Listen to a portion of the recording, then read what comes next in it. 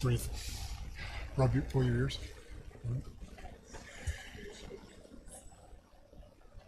Okay, it's 4 o'clock. Let's get moving. Nobody listens to me. Okay, so Matt is running about 15 minutes late. He said to go ahead and get started without him. So it's I'd like to welcome everybody to our February 3rd, 4 o'clock work session. So we can get started with the Northern Utah Economic Alliance and Inland Port Authority. So I'm hoping that's you guys. Come on. I guess we don't have a mic up here, so we'll have you maybe up here to the podium. Or you can bring the mic over just so we can, that way we can hear what you're saying. What's that? No, you can't. No, 'Cause the AI won't pick if you you could up. talk up there instead of sitting down there, my video won't pick you up if you sit. Oh, Just right. I guess up there. Yeah. Yeah. And I'm your clicker. Okay. Just a time. Well, thank you for having us. We appreciate coming up and sharing a little bit about what we've been doing in Northern Utah.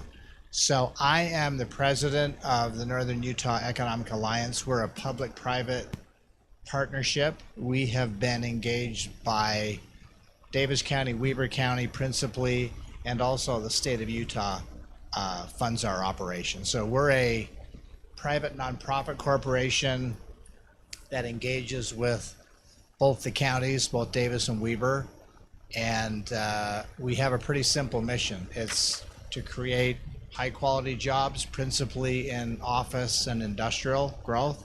We don't play much on the retail side unless cities or counties ask us to help them with that recruitment in that nature. So I have on the screen here, and I guess Kate, you're going to run through those. I have lots of slides. I plan to go over these fairly quickly. We can kind of come back and answer questions. I want to make sure I leave enough time for Stephanie Pack, who's here representing the Utah Inland Port. We work together on a lot of projects, and so we want to make sure that we save enough time for that. So again, Davis Weber is kind of our principal marketplace and supported by the governor. So Kate, we'll just kind of whip through here. I won't want to mention too much other here than that we operate as a nonprofit corporation. Our offices are in Farmington, Utah, and we go on 3-year running contracts with the counties, and we're in the ongoing budget with the Governor's Office of Economic Development. This is just a look at who our Board of Trustees is. Commissioner Blockers attended a couple of our board meetings. We meet quarterly. So you'll see it's kind of a public-private mix. It's co-chaired by the two Commissioner Stevenson, Davis County, Commissioner Frower, Weber County. And then we have a mix of both public and private. We have state legislators, we have private business leaders.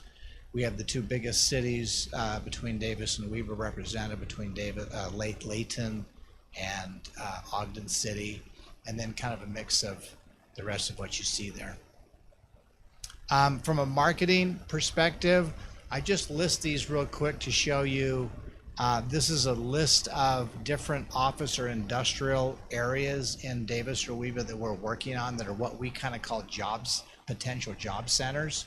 So, for example, some of those might be a greenfield site, some of those might already be underway, and everything else in between. So there's a lot of different. So, for example, the Centerville Steelworks is almost built out. They have about 250,000 square feet of industrial space there. So our principle, why are we doing this? Well, we have a lot of out-migration between Davis and Weber County, principally to Salt Lake County. That's been sort of going on for 20 years, 30 years.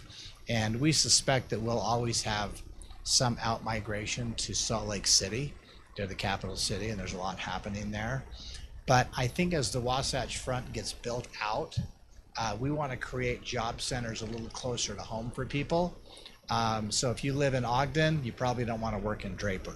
If you live in Layton, you probably don't want to work in Utah County or South Salt Lake County, or maybe even Salt Lake City, as I-15 gets a little more crowded. So all those places represent different job centers that might create places for people to go to work. We work a lot with national site selectors, brokers, other people that are bringing projects to Northern Utah. Those are new projects. And we also work with existing companies on what we kind of call expansion retention efforts. So if you're a local company and you have 10 or 20 people, maybe you need new space. Maybe you need to hire some new people. So we house a lot of data and keep a lot of information available for companies. Again, these are just some national groups that we work with that represent. A lot of times when companies are looking for, say for example, we're an East Coast company, we want a location out in the Western United States somewhere, we don't know where. They'll hire site selectors, they'll call the state or regional groups like ours and say, hey, we need 50 acres, we need 20 acres for a new industrial project. Can you help us collect all the data so we can make a site selection decision? Again, just kind of a little bit more about our connection with the national site selection community. A little more advertising that we do nationally with groups. Skip through that. And so the research that we provide is interesting. That we create an annual labor profile. We create an annual advanced manufacturing and aerospace profile. We keep a real estate database of potential commercial sites that might be an option in Davis or Weber County. So if somebody comes and says, hey, we need 5 acres or 500 acres or whatever it might be, we'd go to our database and say, here's some potential places for you to do either industrial or office. And then, of course, when companies come and they look, they want something done specifically for them. So, for example, like that labor ring analysis would be for a specific site. And we would say, hey, within 30 minutes or 40 minutes, here's the labor pool that could be available to you. So. Again, these are just covers of some of those, some of that data that we keep. We kind of look at, when we look at Northern Utah too, a lot of times companies that look here, they want to cover, Davis and Weber is sort of that core labor market, but they might be interested in Morgan County, they might be interested in Box Elder County, maybe even further up, to the Idaho border. We're kind of all part of the same kind of economic region up here. I know that you guys up here don't have as many, your population is smaller, you have fewer sites, but we certainly welcome you guys participating with our group. As again, Commissioner Blocker has been, I don't know, Commissioner Fackrell, did you come, I think maybe a year or so ago to one of our meetings as well? So you guys know a little bit about us. I want to kind of stop there for a second if there's any questions about kind of who we are, what we do. Commissioner Blocker, I know you've been to the last couple of meetings that we've had. Any questions about kind of how we conduct our business? Or I really liked the last meeting with the updates from President Bush, Durham, and Taggart from the 2 tech colleges and Weber State, and how it all collaborates together, how these 3 colleges are working together to create laborers for all these businesses that are coming in. And I didn't realize how much they were intertwined. And you have these businesses looking at Utah, and then they look at, okay, what's the educated population? How many people can do this job? And right here, they're producing so many educated individuals, which includes Morgan County, because a lot of our students take part in Weber. Yeah, the two tech colleges and Weber State combined. And the nice thing is, you saw in that presentation, Commissioner, that they're all pretty tightly aligned with each other, which is what companies want to see when they're coming up and taking a look at our area. If they have to have certifications for plumbers or electricians or forklift drivers or whatever it may be, they can work with the tech colleges or Weber State and figure out how they can get a flow of. I mean, we have a low unemployment rate, But if you have a competitive compensation package, you can still hire people, and particularly with our out migration. People don't really think about that, but when we're out migrating between Davis and Weber, maybe probably even a little bit of Morgan to Salt Lake City for work, you're talking about 50,000 people every day that make that move. So if we can find them a comparable job somewhere in northern Utah, I think over the next 10 or 20 years that's going to mean a lot. So as we see different pockets of where that might happen, but yeah, the academic groups are a big part of and so they're all on our board, and they're a big part of what we do when companies come here. There's a labor component, there's a real estate component. Stephanie will talk a little bit about some of the infrastructure that's required to get these sites up and running. That's why the inland port is also such a key part of what we do. And then of course the cities and counties all play a role in that too. I mean, you guys all have master plans, you all know what you want, what you don't want to see in your cities and communities, and everybody's a little bit different. And so that's okay. We try to work around that. So if we have a particular project that doesn't fit the nature of what you want to do, well then we don't, we wouldn't share that site. We would only share that if we thought that was something that you all would want to look at. So Morgan County is so unique because it's 98% privately owned. Do you work a lot with private landowners? Yes. As a matter of fact, most of the ground is private. So when Stephanie talks about her project, that's all private, privately owned land. It's zoned industrial, luckily for us. But like up here, you're going to have lots of property that's been in families for generations, right? And so they may or may not be willing to sell or do certain things with it. The county may have a master plan where you want to do something or you don't want to do something, whether it's mixed use development, housing, office, industrial, or retail, or whatever it might be. So yes, we work, obviously if it's private land, we have to work with the landowner, right? I mean, we can sort of talk all day about wanting to do something, but if the private landowners don't want to participate or either sell their ground or partner with the developer, then it's not going to work. And if the county doesn't have that in their master plan for something they want to do, companies are probably just going to go elsewhere. They don't want to, they want to join with you. They don't want to come and fight with the city or county about, hey, we really want to come here. If they see that the city or county doesn't have that as part of their master plan, there's other places for companies to go. And even on the Wasatch Front, if they find that we don't have something that fits, they're going to look elsewhere in Utah or maybe elsewhere in the Western United States for a site that might work for them. It's actually really good timing. We're redoing our master plan right now. We're also planning Mountain Green's Town Center, Yes. which is 35% commercial. So we will be looking for a lot of businesses and retail to come in. So as I thought about coming up meeting with you, and you guys do have a unique county. You're very different than say Davis or Weber County. What would I want to see if I were a resident here or if I were on the county commission? What I would do, say with like a group like ours, is you don't have to use us, but you could if you wanted to. I would want to come in and do an inventory of all the real estate in the county.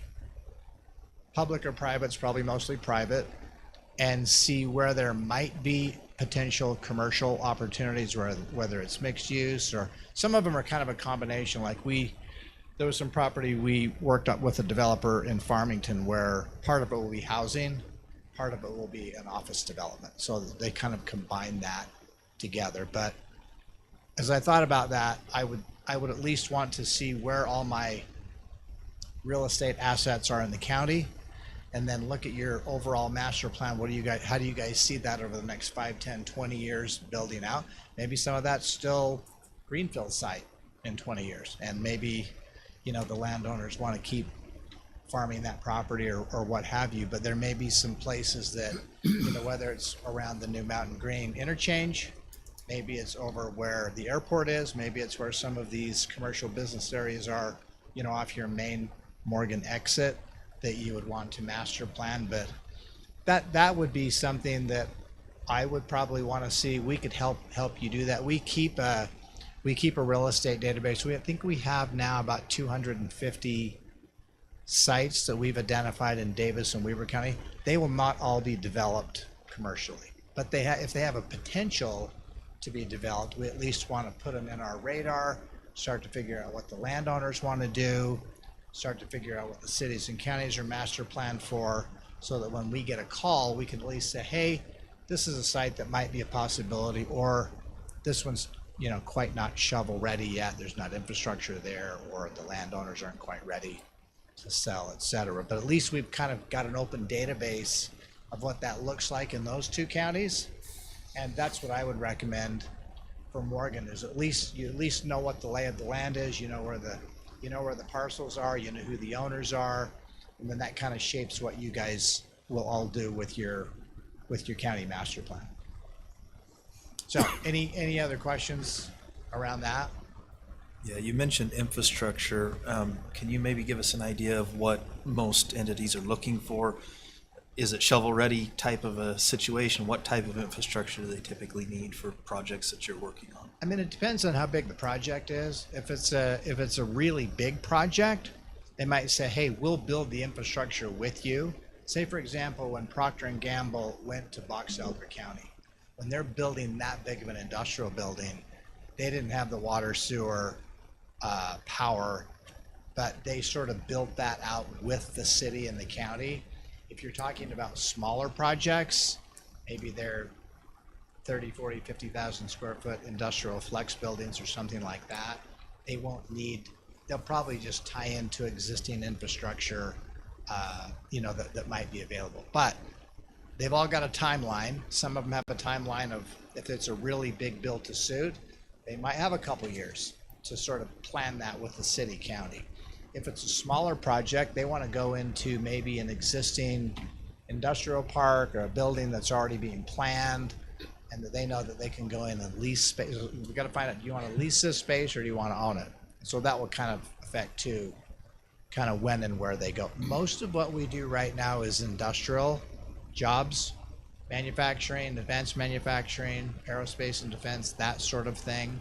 The office market's still pretty flat since COVID, as you can imagine. There's not a lot of people building office. It's very expensive to build office, so the lease rates are really high, even if we built it. But the industrial rates are okay. So there's about 60 million square feet between Davis and Weber and the northern Utah area, and we're very, very low vacancy rate. So you'll see pockets of spec development for different, like the Centerville place I was telling you, most of that new product there was all spec development by the developer, and then companies could see those buildings coming up and they said, oh, maybe that's a good place for us to expand into. And so you'll see it. It just depends on a lot of that. But Stephanie will talk a little bit about that when she's talking about the port. That's a lot of what they do for these bigger sites, like the one we have in West Weber that she's representing. So I won't kind of steal her thunder. I'll let her talk about that. Anything else? Just one more follow-up on that, sorry. Yeah. What do you typically see as like the minimum size for an industrial project? And I guess the reason I'm asking that is we currently don't have very much ground within the county that's zoned industrial. Very, very little, in fact. And most of it that is zoned that way is already built out or in the process of building out. So just want to kind of understand, Yeah. if we were to engage with you, what size and scope of projects would you typically say, hey, this is, if we had an acre or 2 acres of land, are you going to say that's not going to do it, right?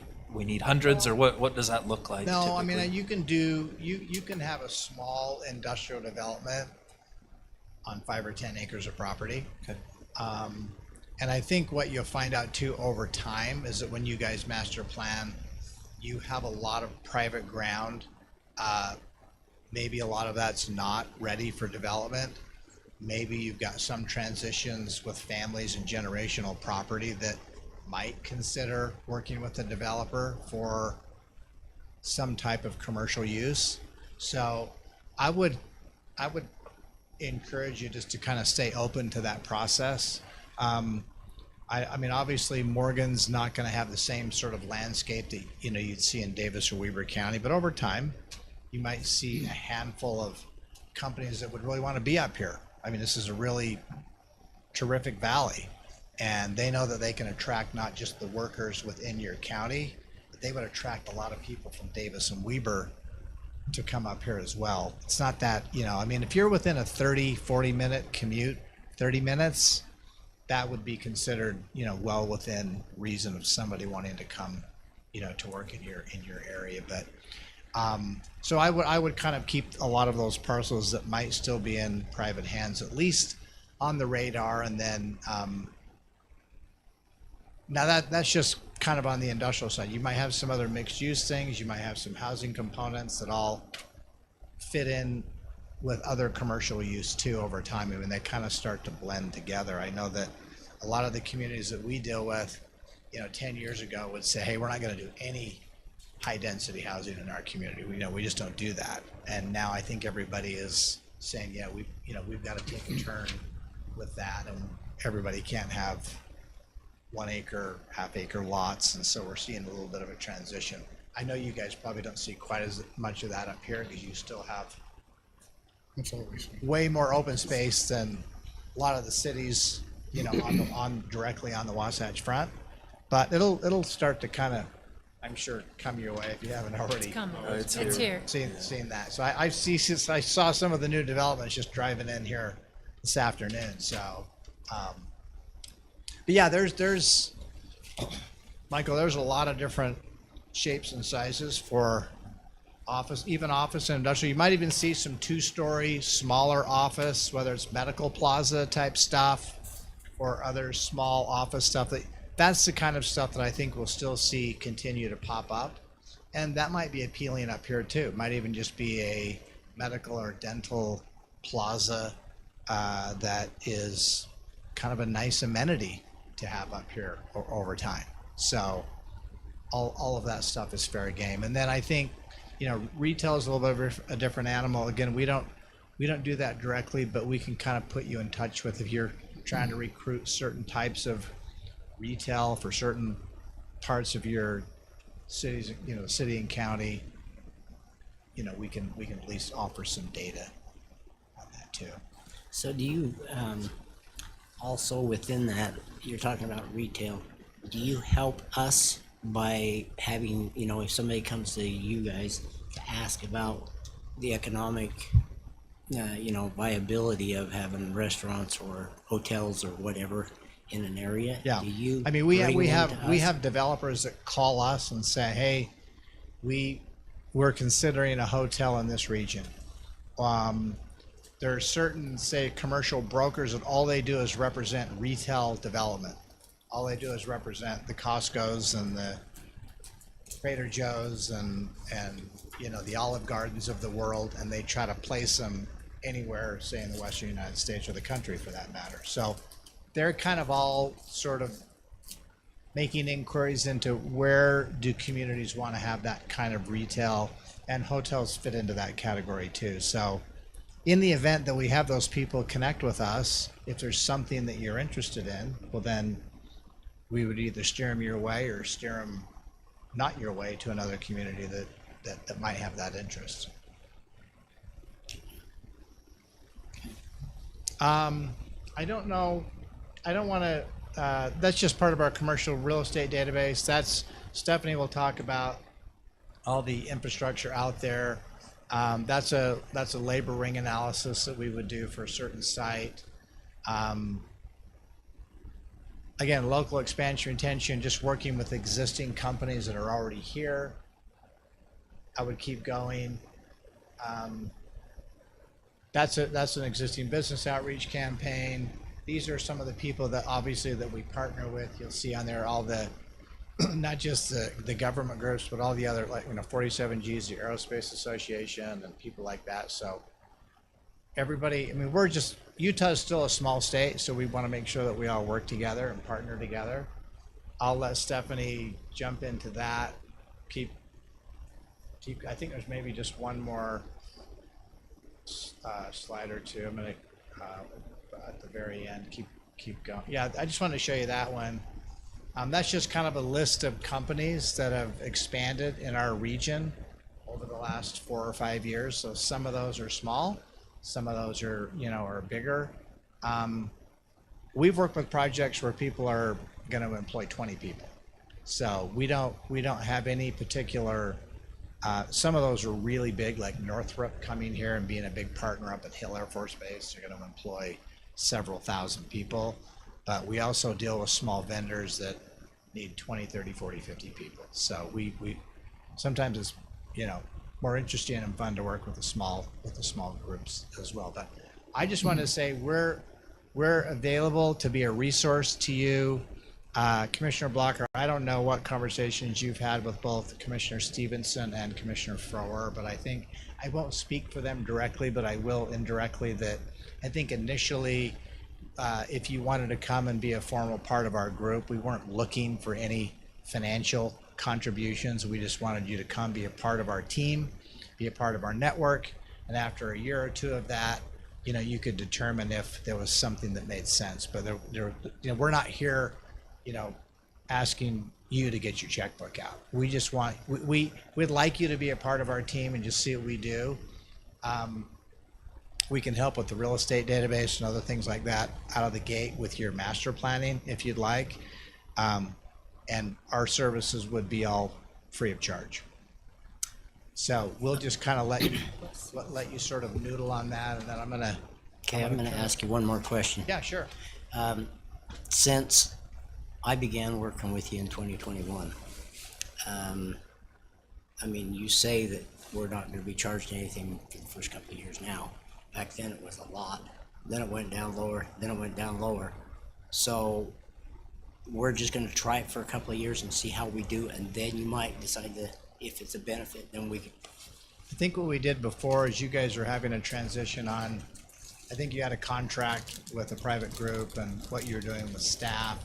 So we, I think at your request, we did something based on your population. So, compared to say Davis and Weber County. So I don't recall what that amount was. We can go back and revisit that, but we didn't want to come back and say, hey, we can sustain our operation without, adding more staff or money to the mix at this point. I can tell you, I don't think it would be significant even if it was out 2 or 3 years, but if you wanted to look at that so that was something that was in part of the 3 to 5 year plan, I'm sure that Commissioner Stevenson and Commissioner Frower would be happy to kind of look at more detail there, but we didn't want to come to you initially and say, this is something where we're looking for, any kind of financial contribution. So, Okay, but we would just sort of, I'm not sure how you guys are staffed now for economic development, whether you're still, We're not. We're not. It's 12. and that's okay. I know that like in communities like yours, sometimes people wear multiple hats and they do lots of different things.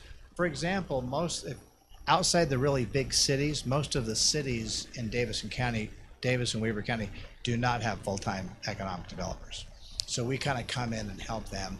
They don't contribute either. They let the 2 counties sort of pay the freight for, say, West Point City and West Haven City and Pleasant View and places like that. They don't have full-time economic developers, even though they're, a little bigger cities, maybe even than what you guys represent. But we just kind of go in and help them on behalf of, Davis and Weber. Thank you, I'll end with Chris. that, and if there's any other questions after Stephanie goes, we'll stick around. Thanks for your time.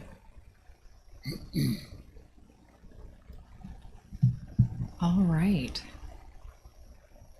It's really, really great working with Chris and the Northern Utah Economic Association.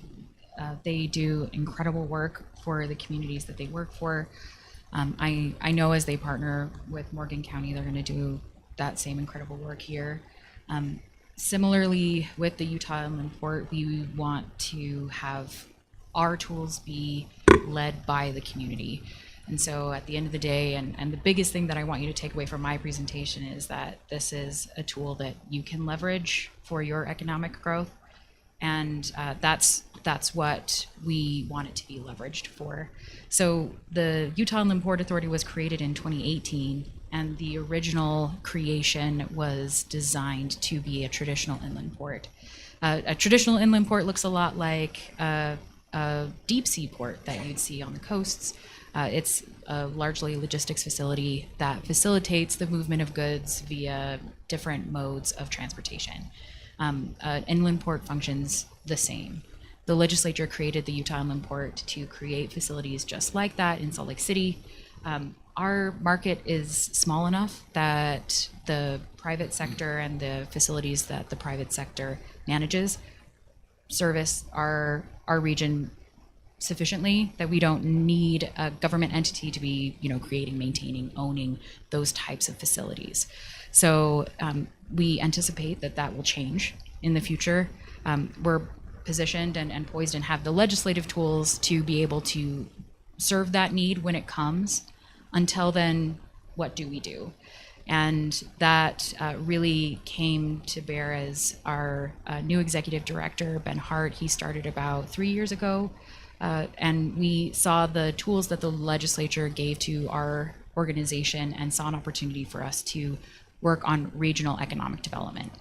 And so the functions that we serve across the state look a little differently than how it was envisioned when we were created, but still we're driving value in communities across Utah, primarily in rural Utah, to help with economic growth. So how does a port project area work? We first start with a request from the local legislative body. And so be that a city council, a county commission, the legislative body creates a resolution inviting the inland port in. That's an important and key component. We had to learn that the hard way when the legislature unilaterally created a project area in Salt Lake City. The city didn't love that. We had to work really, really hard on rebuilding that relationship with the city to help them realize that the project area is a tool that they can leverage for economic growth. So we reverse that path. The legislative body takes that first step, inviting the project area to come in. We're similar to an RDA or a CRA. There's an important difference in Utah Inland Port Authority project area and an RDA or a CRA, and that difference is we do not require a interlocal agreement with all of the taxing entities.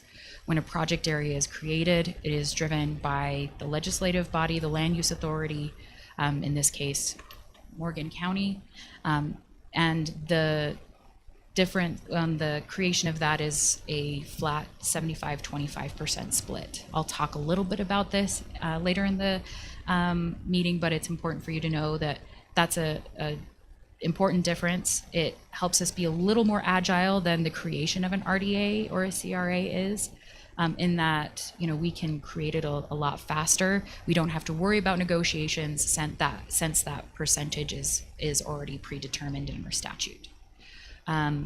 We can go into the specifics, but in the interest of time, we'll move forward. If you go to this slide, this shows the areas that we're already partnering with communities. These are our project areas that we've currently created. We are going to create a project area in the Uinta Basin here next month. And the creation process is a 2-meeting process. After the local legislative body creates a resolution to invite the Utah Inland Port in, we work with them on identifying a boundary for that area in question. Usually we focus on industrial development. And once we've determined the boundaries of the project area, we then take it to a 2-meeting cycle in our board. And these are the areas that we've currently established. So if you go to the next one, we've kind of broken out the state by region, and I'll have you go to the next slide. I manage our northern Utah project areas. There are currently 4 in existence, Box Elder County, Weber County, and 2 in Tooele County that I manage. And then I have counterparts in other parts of the state that focus on those other counties. Go ahead to the next slide. Really what we can do with the tax increment that we generate is we can we can finance infrastructure projects to these areas. These areas are best served in greenfield developments that are in hyper growth mode, that are going to be growing, but don't have a lot of infrastructure to them today. That's really where our tool is best leveraged. And so we facilitate the ability to finance the infrastructure build out up front and then let the growth pay for that initial influx of capital over time. We have some other financing tools, including an infrastructure bank that the legislature funds. It's a revolving bank loan that can be utilized to get low-cost financing for these types of projects. And we also can create an incentive program if you want to directly incentivize specific companies to come into your community. And so there's a couple of cool things that we can do with our tool. If you go on to the next slide, these are the tools that we do not have. We don't have land use authority. That still is maintained with the local land use authority, be it the city or the county. We can't permit these areas. We don't zone these areas. All of that is still in the authority of the local legislative body to determine. And we don't have the ability to move tax differential outside of a project area. So any tax differential that's generated here in Morgan County stays in Morgan County in this example. But we also can't take any differential generated in Salt Lake County and bring it over here. So just wanted to make that clear. These really only work with the collaboration of the community, since you know what you want, you know what you don't want, that we follow the plan of the community in terms of what your zoning says, what your permitting allows. We don't go beyond that. However, these financing tools can accelerate the growth of these areas, especially without that financial piece inhibiting that growth. Go ahead to the next slide. This is just the statutory alignment that we have with all of our project areas. We are going to use this money for public benefit. We're going to use it to create public infrastructure that's going to benefit not just a single company, a single user. It's going to benefit the community. Go ahead to the next slide. This is the most important slide that I wanted to bring up. This is how this financial tool works. We take a greenfield development, largely areas that aren't generating a lot of tax revenue today. They don't have, buildings there. They don't have infrastructure to them. They are zoned for development and prime for development. There's a demand there. So we identify these locations and we freeze the existing tax base. So the taxes that you're getting from these areas today will continue to flow to you, to the other taxing entities. Any new tax revenues that are generated in that area, we set aside. We set aside for this development. 25% of that increase of that new tax revenue will go to the existing taxing entities. Those are funds that you can put in your general fund to provide services, to continue to help support these areas as needed. The remainder of that tax differential, at least for the term of the project area, which we have a statutory life of 25 years, 75% of that is available to us to put towards the development and growth of this area. The inland port, we capture 5% for an admin fee for the admin of these project areas. That remaining differential we can put to work in building infrastructure, incentivizing companies to come, creating value in these communities. And then once that 25 years has ended, we close the project area and all of that new taxing revenue continues to flow to the taxing entities. So the purpose of this model really is to generate more revenue for the community. And we just defer some of those revenues on the onset to build it. And once it's built, we can close it and all of that tax revenue continues to flow. I have a question on the 25 years. So on like CRAs and RDAs, we're able to renew or do a secondary project within the area at the same time. Is this legislatively restricted? So we can extend the life of a project area up to 40 years. Okay, so it's the same. It's the same. So, and in an instance where we get to that 25 years and there's still debt accrued on that, you know, a project area, or we've issued a bond that hasn't been paid off yet, we would extend the life of the project area until that's paid off. But similarly, in an instance where, you know, we issue some bonds, we accrue some debt, you know, that increment comes in, we use it to pay off all of that debt, and we get that debt paid off sooner than that 25 years. And all of that debt obligation is covered. The county at that point will have the opportunity to terminate the project area early, and all of that revenue continues to flow to the taxing entity. So as long as that debt service is paid, we're in good shape. If it's served the purpose of what it was created for, we can terminate it early. So it looked like, based on the project list you showed us earlier, the smallest one is around 200 acres up to 50,000 acres, right? Or 42,000 acres. What's the minimum size of acreage you would need for any type of a project like this? We don't have a minimum requirement. There's a few benefits to our statute that I think help make it pretty flexible and help make it pretty agile. We don't need landowner consent.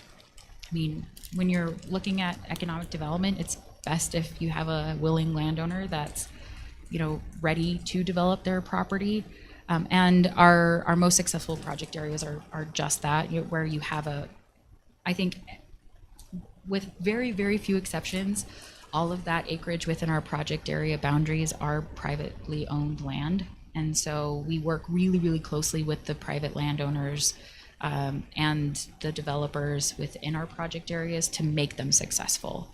But it also is a really close partnership with the community who's doing the planning and the zoning of each of these areas.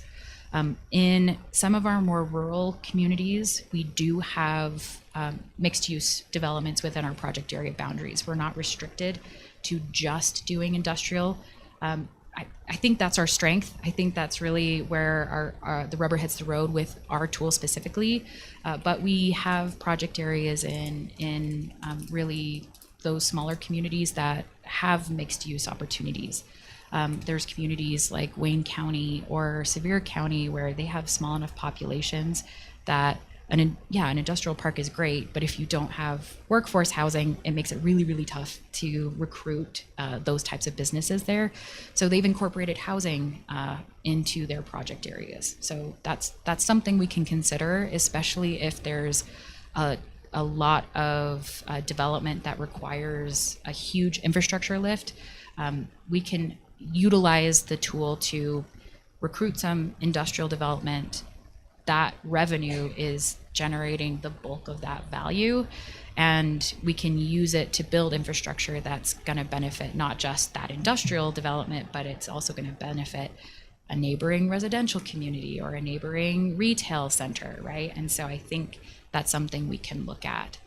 When it comes to creating a job center, you know, it's nice to have those amenities, but in a community where, you know, it empties out every day because everyone's leaving the community to go to work, it becomes hard to recruit retail. So by creating a job center, by bringing in all of those employees during the day, it facilitates that retail component as well. So I'm trying to see how you guys work together. So you are creating the infrastructure and you are pretty much filling it with the clientele. The way I like to describe it, I used to work for EDC Utah, and I used to do exactly what Chris does, which is corporate recruitment. I like to think that at that job I was on the sales side of things, but with the Utah Inland Port Authority, I'm on the product development side of things. So I'm helping to work with you on building the types of developments that Chris can then go out and market. you know, it's a lot easier for him to know, hey, we know that there's a development in Morgan County. We know that the landowner is ready and willing. We know that the infrastructure, even if it isn't built, we have a mechanism to getting it in place. It makes it a lot easier for him to market the community. But you can't approach a landowner until the legislative body invites you in? How does that work? It really depends. In some of the project areas that we've created, it's been the other way around, where a developer or a landowner heard about the tool, approached the legislative body and said, hey, we need help getting infrastructure to this development. We know that the community wants it. We know that the community needs it. Are you willing to partner with us in putting this tool in place to helping it along? And so, you know, in the instance where the county, in this case, maybe you're partnering with a city here in the county that has an industrial development in mind, you know, we can then identify wherever we want. We don't necessarily need landowner consent. We create the project area, and then we approach those landowners and say, hey, this is a tool that you have access to. You're not on the hook to footing the bill for all of that public infrastructure. We have a mechanism in place to support that. That being said, these developments work best when the property owner is willing to put some skin in the game. The best developments we've seen have had a huge lift from the landowner side, from the developer side, to you know, invest in that development, because if they're just coming for public dollars to hand them over all of that infrastructure, you know, that's really not what the tool's for. It's really to make a good development better. So, Chris, we need you up there. The land was already zoned industrial. The county had already master planned it 20 years prior to that. So that made it a little bit easier. You may not have that same situation up here. It may just be probably zoned ag or something at the time. But anyway, in the case of West Weber, we didn't have to go through that. The county already said, hey, we want to master plan this for industrial. Inland Port came in. And then that allows, really what I look at it, like it's faster, more efficient to get that infrastructure to the site with the port than without it. You can do it without the port, but it's not as efficient. So companies like to see the efficiency of the port kind of coming together. Does it have to be greenfield? Can it be brownfield? It can be brownfield. In fact, brownfield is a pretty exciting opportunity for us because the cleanup can often be a hindrance for getting that area ready for development. And we can use these dollars to clean up a brownfield development. So we had 3 or 4 years ago, we had representatives from the Inland Port Authority come and do a work session with us. And at the time, we could not identify anything that was more than 10 or 20 acres in size that would be suitable for industrial development within the county. I don't know if you have other places in mind that you think that would be suitable. If so, great, maybe we can talk about that. But that's why I asked about kind of minimum size. Is it seems to me like I'm not sure that there's a lot of industrial opportunity within Morgan County. We're not set up that way. I mean, without taking out a lot of agriculture, which I think our residents would really be unhappy about. But I don't know if you've seen anything creative, elsewhere in the state where they've been able to do some smaller projects that seem to work with small communities. I think it's that those 3 legs of the stool that really make it successful. You have the public entity, interested and willing in seeing that development happen, willing to sacrifice some of their revenues for a time to make that happen. And then you have a willing landowner and developer that has the vision, has the willingness to put, their skin in the game, to put up, their development as collateral to make that happen. And then the third leg of that is you know, something that Chris and I can help work on is identifying a business partner that's interested in coming in and investing in the community, because we don't have tax increment to play with if we don't have investment. And so we definitely need that willing partner who sees the vision, who identifies this community, and likely it'll be a company that is already located here. That's a big piece of economic development that we tend to forget. You know, most of your growth is going to happen from the businesses that are already here.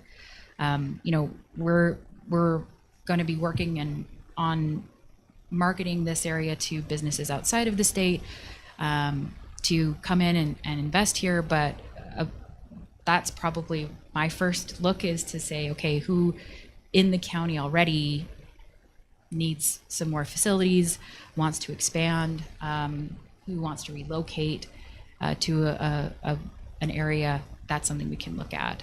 One thing to consider is none of the areas that we identify need to be contiguous. So if there's small pockets that are non-contiguous, we can kind of add them as it's appropriate. We can do jurisdictional project areas, so working with independent cities or municipalities within the county that also have interest in industrial development. We can include them in the project area.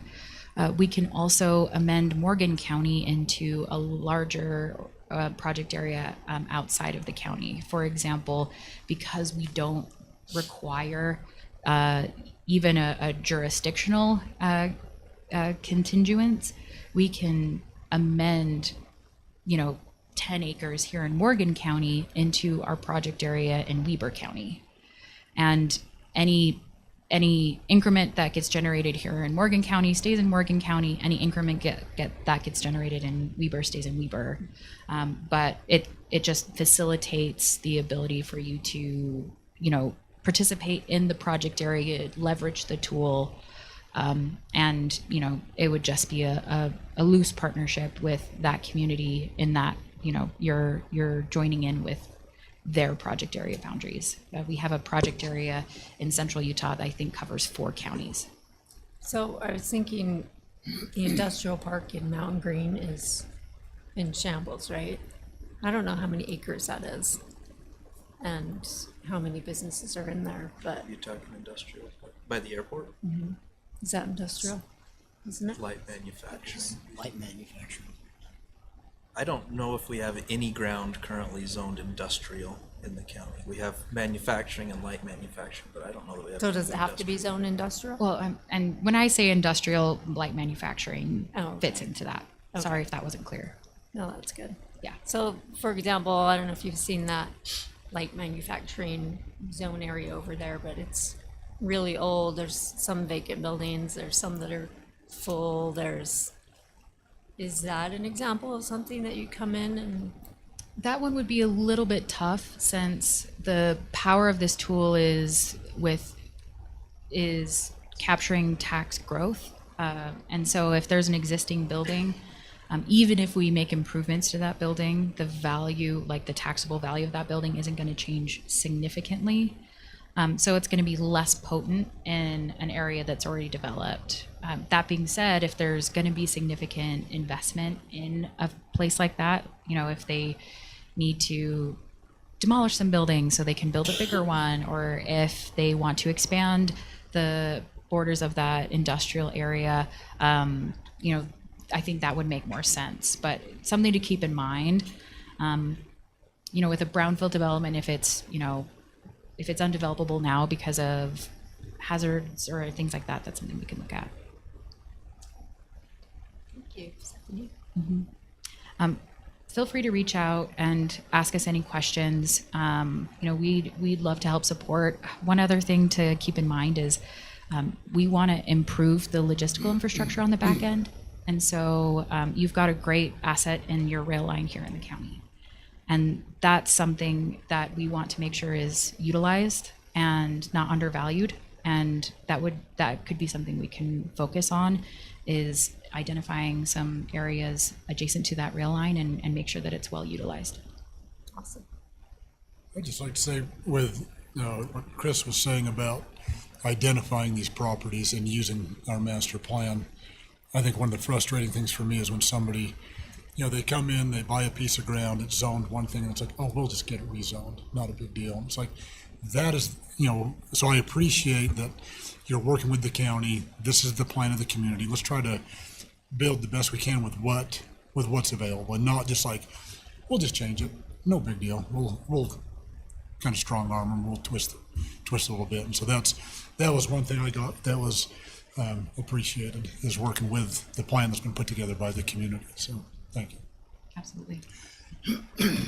Say in closing too, we just want to be a resource for what you are all working, whether you're redoing your master plan or whatever that looks like. If we can be a resource, Michael, if you've got other questions related to what we do, don't do that could be a benefit, you know where to find us. So thanks for your time. I appreciate it. Thank you, guys. Appreciate you coming up. Okay, we'll take a 5-minute recess and reconvene.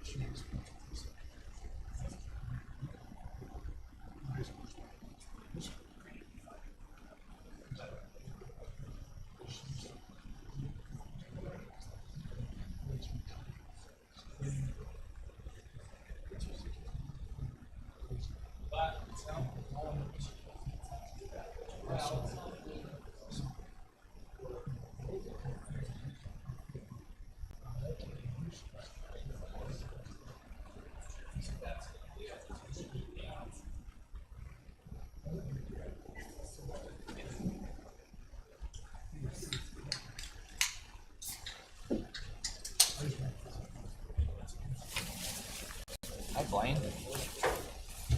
You got out just in time.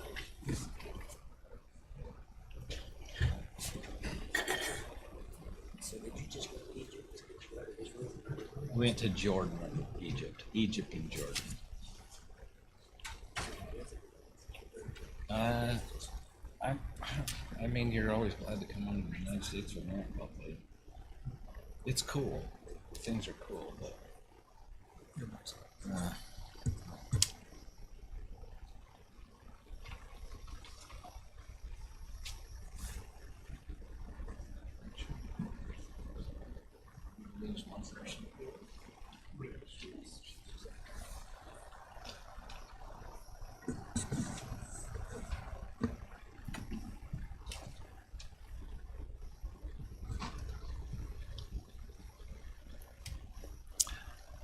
Welcome, everyone, to our February 3rd, 2026 commission meeting. Appreciate your attendance and appreciate those who are online with us as well. I'm going to give the invocation and lead us in the Pledge of Allegiance, and then we'll go to that point. Our Father in heaven, we are grateful to Thee for the blessings that we receive at Thy hand. We're thankful for this beautiful community in which we get to live. We're grateful, Heavenly Father, for that which we have received from Thee, and we ask a special blessing that we might receive more moisture, more snow in our mountains for this summer. We're grateful for that which we have received, but we pray that we might have sufficient for the needs of our farmers and the needs of our county. We're grateful, Father, for all the hard work that is put into this county, for all the employees that do their very best, and ask that Thou would watch over and bless them and their families. Please bless us that we might not have serious illnesses here, and that people will continue to watch out for each other's needs and serve one another. We love and appreciate Thee, Father, and say these things humbly in Jesus Christ's name. Amen. Please stand. I pledge allegiance to the flag of the United States of America and to the republic for which it stands, one nation, under God, indivisible, with liberty and justice for all.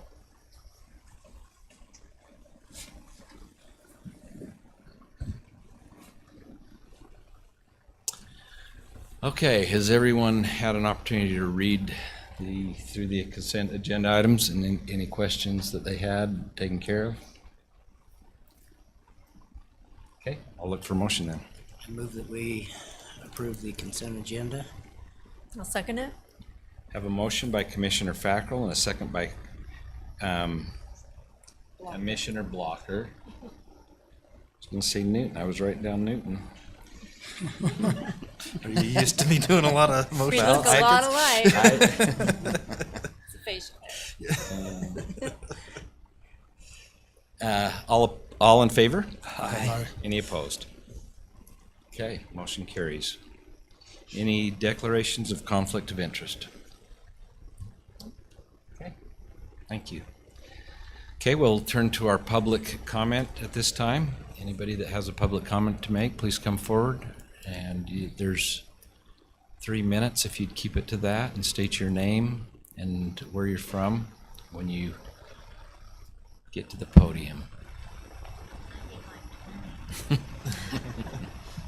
Tina Kelly, Mountain Green. This is about action item number 7. Just a word of caution, and I didn't sit on the COG when this tax was in place, but I did sit on the COG, and I felt like it was loaded towards the city and the school district. They never proposed any projects that were good to the county. They always proposed projects that were expensive and to the good of the city and the school district. And I realize those two entities belong to the county, but also you need to look out for the whole county in its entirety. They actually have money that comes to them through taxes as well as other areas. So just keeping that in mind, that does happen. And also, you are the actual entity that has the final say. They are an advisory board. You have the final say on those projects. Thank you.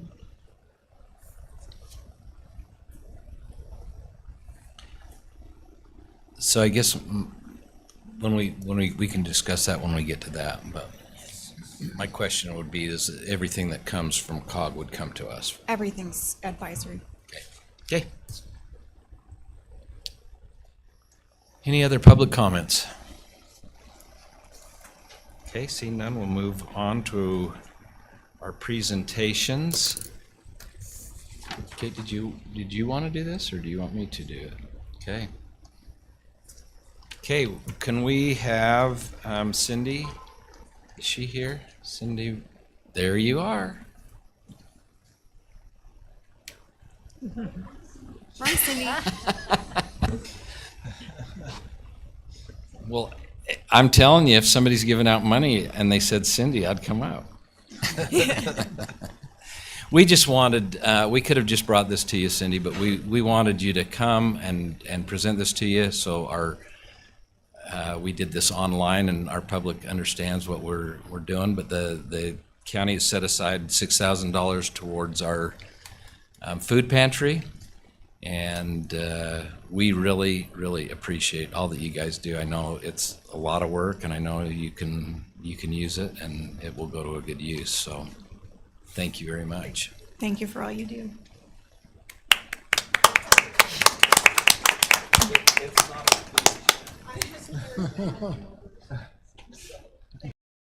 Thank you. Thank you. Mike? The end of October when the government was shutting down. But that's what we're there for. Please don't go hungry, you know, out of pride, that kind of thing. But if you have anything to donate, we'll take that too. And from the end of October until the end of December, from Morgan County and also Washington Heights Church in South Ogden, we were donated over 13,000 pounds Wow. of toilet paper. It's amazing. The community always just steps up and comes to it. So our shelves are full and beautiful right now. So. Great. Thanks, Cindy. Morgan is a great community, and we have great people here. Speaking of great people, you have a new fire chief. You can come up. Unfortunately, he is related to Todd Christensen. That's a plus in my book, by the way. Huge negative. Huge. So this is Brad Wilkes. He's your new fire chief. His first day was last Friday-ish, officially. But of course, we had a fire a couple weeks back, and he boots on ground that and said sitting back and watching that told him more than probably 60 days in an office could. So they're nosy, so they'll have questions. That one's a Thurston. So tell us a little bit about yourself, where you're living, your family, and Yeah. just tell us a little bit. Brad Wilkes. So I live in Layton, East Layton, right behind the water treatment plant. So 3 kids, 4.75 grandkids. So my career, I started as a builder, got in fire service. I retired from Layton City as an operations battalion chief in 2023. Went to Northrop Grumman as a fire inspector to take the low life, get recharged. Was looking a little bit to get back in the business, but it had to be very targeted. And I love this valley, spent a lot of time as a kid, so super excited to come up here. So at Layton City, when I hired, there were 12 full-time, 36 volunteer part-time. When I left, there were 83 full-time. Wow. So I've been through, went from 1 station to 4, so I was telling Kate in the interview, I know what's coming here, and I think I'm pretty well positioned to keep us ahead of the wave, because it's growing like crazy. Well, welcome. Welcome. Yeah, I'm happy to be here. And is it tomorrow that you have brunch at the legislature? Monday, so I got invited to the fire caucus to meet with the legislature, so how that, they feed you breakfast and you sit down with our area reps and senators. So I'll be attending that. I'll bend their ear. I have no problem bending anybody's ear, you're fine. Let them know the stuff that they cram down our throats. They don't understand sometimes how it affects us. They like to tell us what to do without any money to do it. So we'll look for the best interest of the county for sure. Thank you. Good to see you again, bro. Appreciate it. Erica, are you sad to be relieved of duty?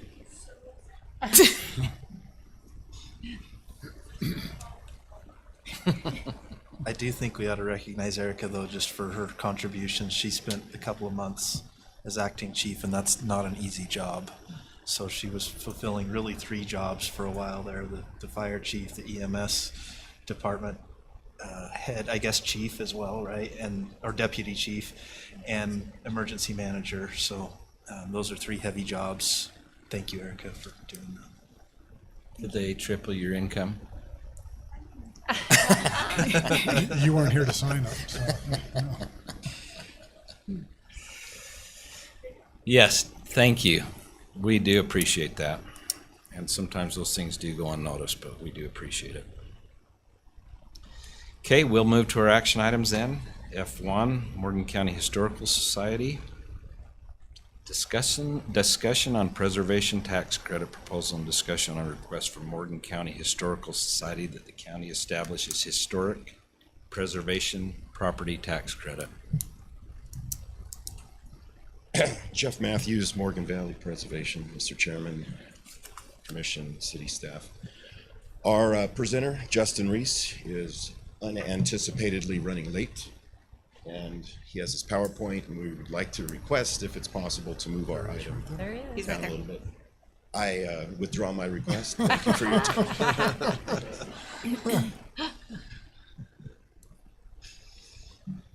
Thank you for filling in. All right. I see you got I got it. it. Okay. Yes. Well, pardon my little bit tardiness there. You guys are very quick. It's great to see. Well, it's an honor to be here and present to the commission tonight.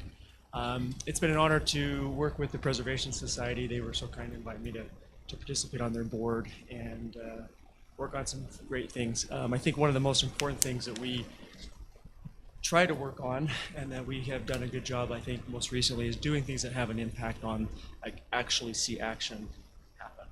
And one of those things that we'd like to present tonight that can have a meaningful impact in the community is proposing this historic preservation tax credit.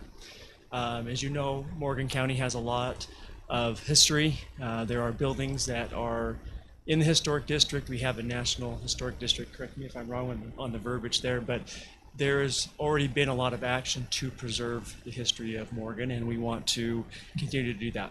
So I'll walk through a few of these things, and we have some examples of these buildings that we're talking about that would fall underneath this particular tax credit. So this is just an example of a house that had some historic nature to it, but go ahead and go to the next one. So the main things that we're doing here, to keep it very simple, it protects our historic identity. Morgan has a great, rich historic identity. We want to keep it that way. It keeps our character of Morgan. We've got recent signage up in the entrance to Morgan City that says, you know, historic Morgan City. So we want to do what we can to keep it that way.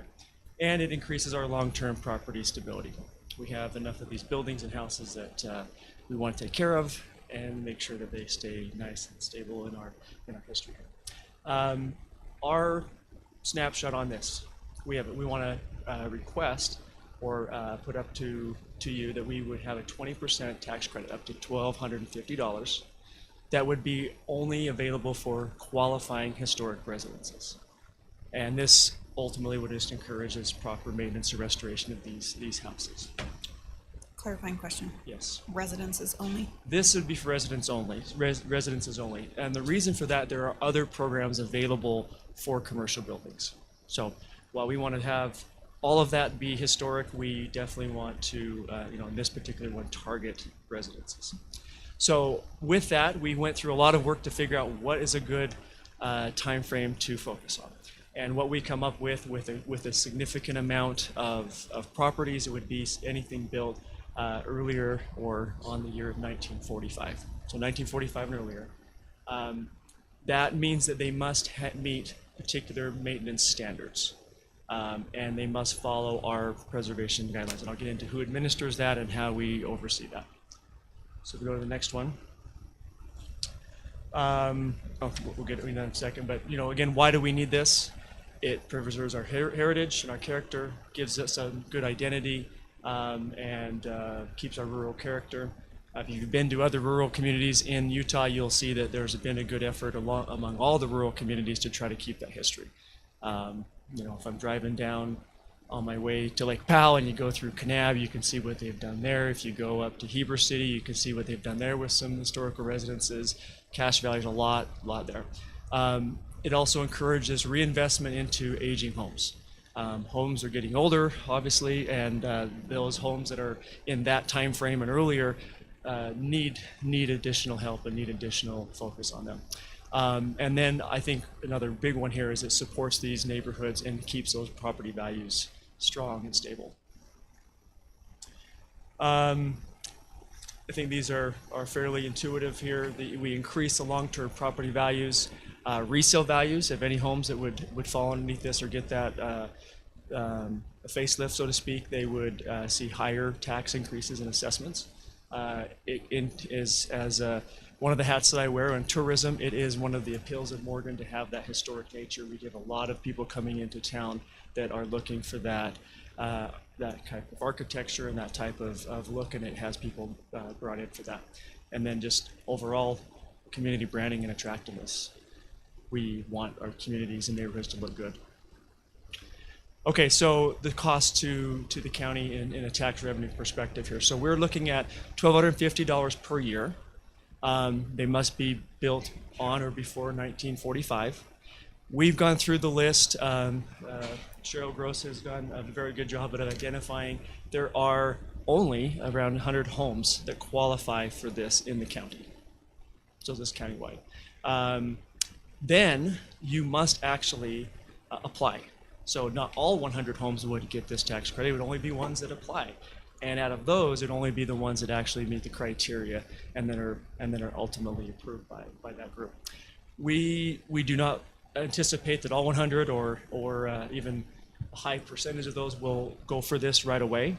I think some people will probably wait to see how well it goes, and we'd love to share the good news of where those who have successes on that promotion and that tax credit.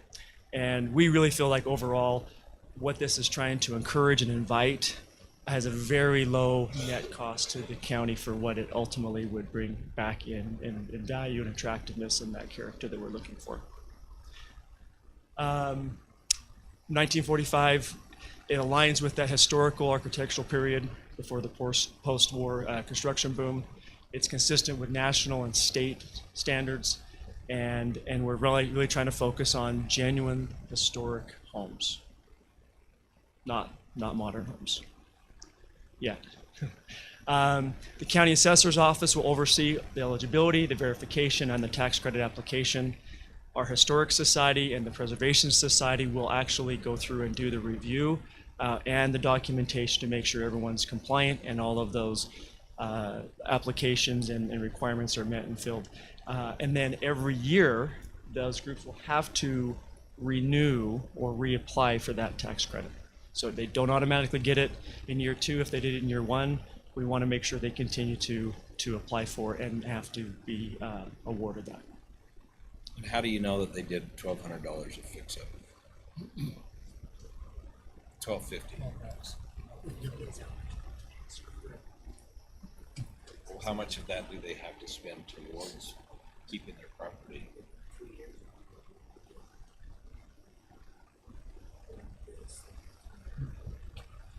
So your question is how do we ensure that they actually use the amount that we're giving them back?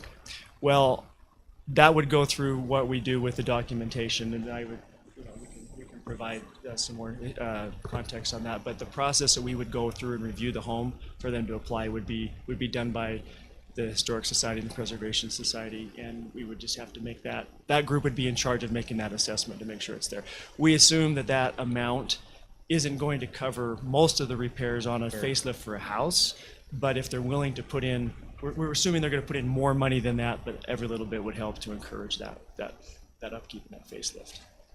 So are they able to do both the state one and the county one? Because Utah has the 20% tax credit for historical preservation as well?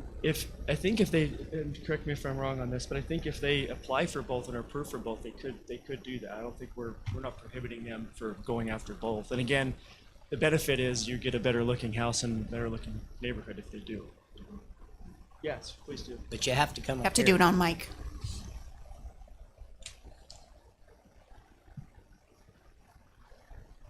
Cheryl Gross, President of Morgan Valley Preservation. This is not a proposal to help the people. It's not like some of the other tax proposals. This proposal is strictly to help keep Morgan looking better. So they would get the tax deduction for keeping up their property. It's not going to come anywhere close to what a cost is to maintain an old home. It is just to encourage. As I have talked to people, they'd say, well, if I fix it up, it's going to cost me more in taxes. And so we're trying to encourage people to keep up the property, to make it look good for Morgan. This is to help Morgan, not to help the individual people. It's to encourage them so that Morgan looks a little bit better. It's not to reduce the tax burden, it's to try to encourage them to maintain the structure. Yes, yes. So Cheryl, you might want to stay there. Okay, so will they receive this tax credit forever, or will it just be those 2 years, or what? They have to apply every year. Every year you have to apply for it. Correct. And we look at it to make sure they're still maintained. Janelle is not,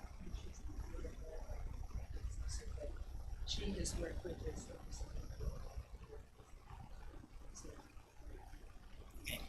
So, I want to speak for Janelle, but in every meeting we've had, she is very confident that the work that goes into this and the cost to the county and the tax credit would be far, far less than the benefit to the county overall with the way that things are kept up. so to get the 20% of the eligible rehabilitation expenses from the state, it has to be on the National Register of Historic Places. Are you requiring that as well? A national one, or? That's a Cheryl question. Yes. 1B. To even apply for the state credit,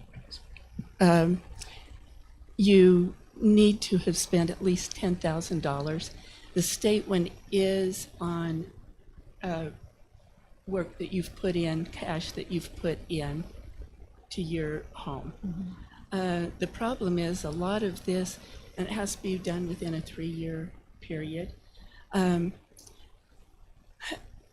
lot of the little things to just keep up the home to make it look decent, they're never going to hit that $10,000 in a 3-year period. Sometimes, as like Janelle will look at the upkeep of the home, we look at the historical value of the home, and sometimes it's nothing more than cleaning up some trash out of the yard from her point.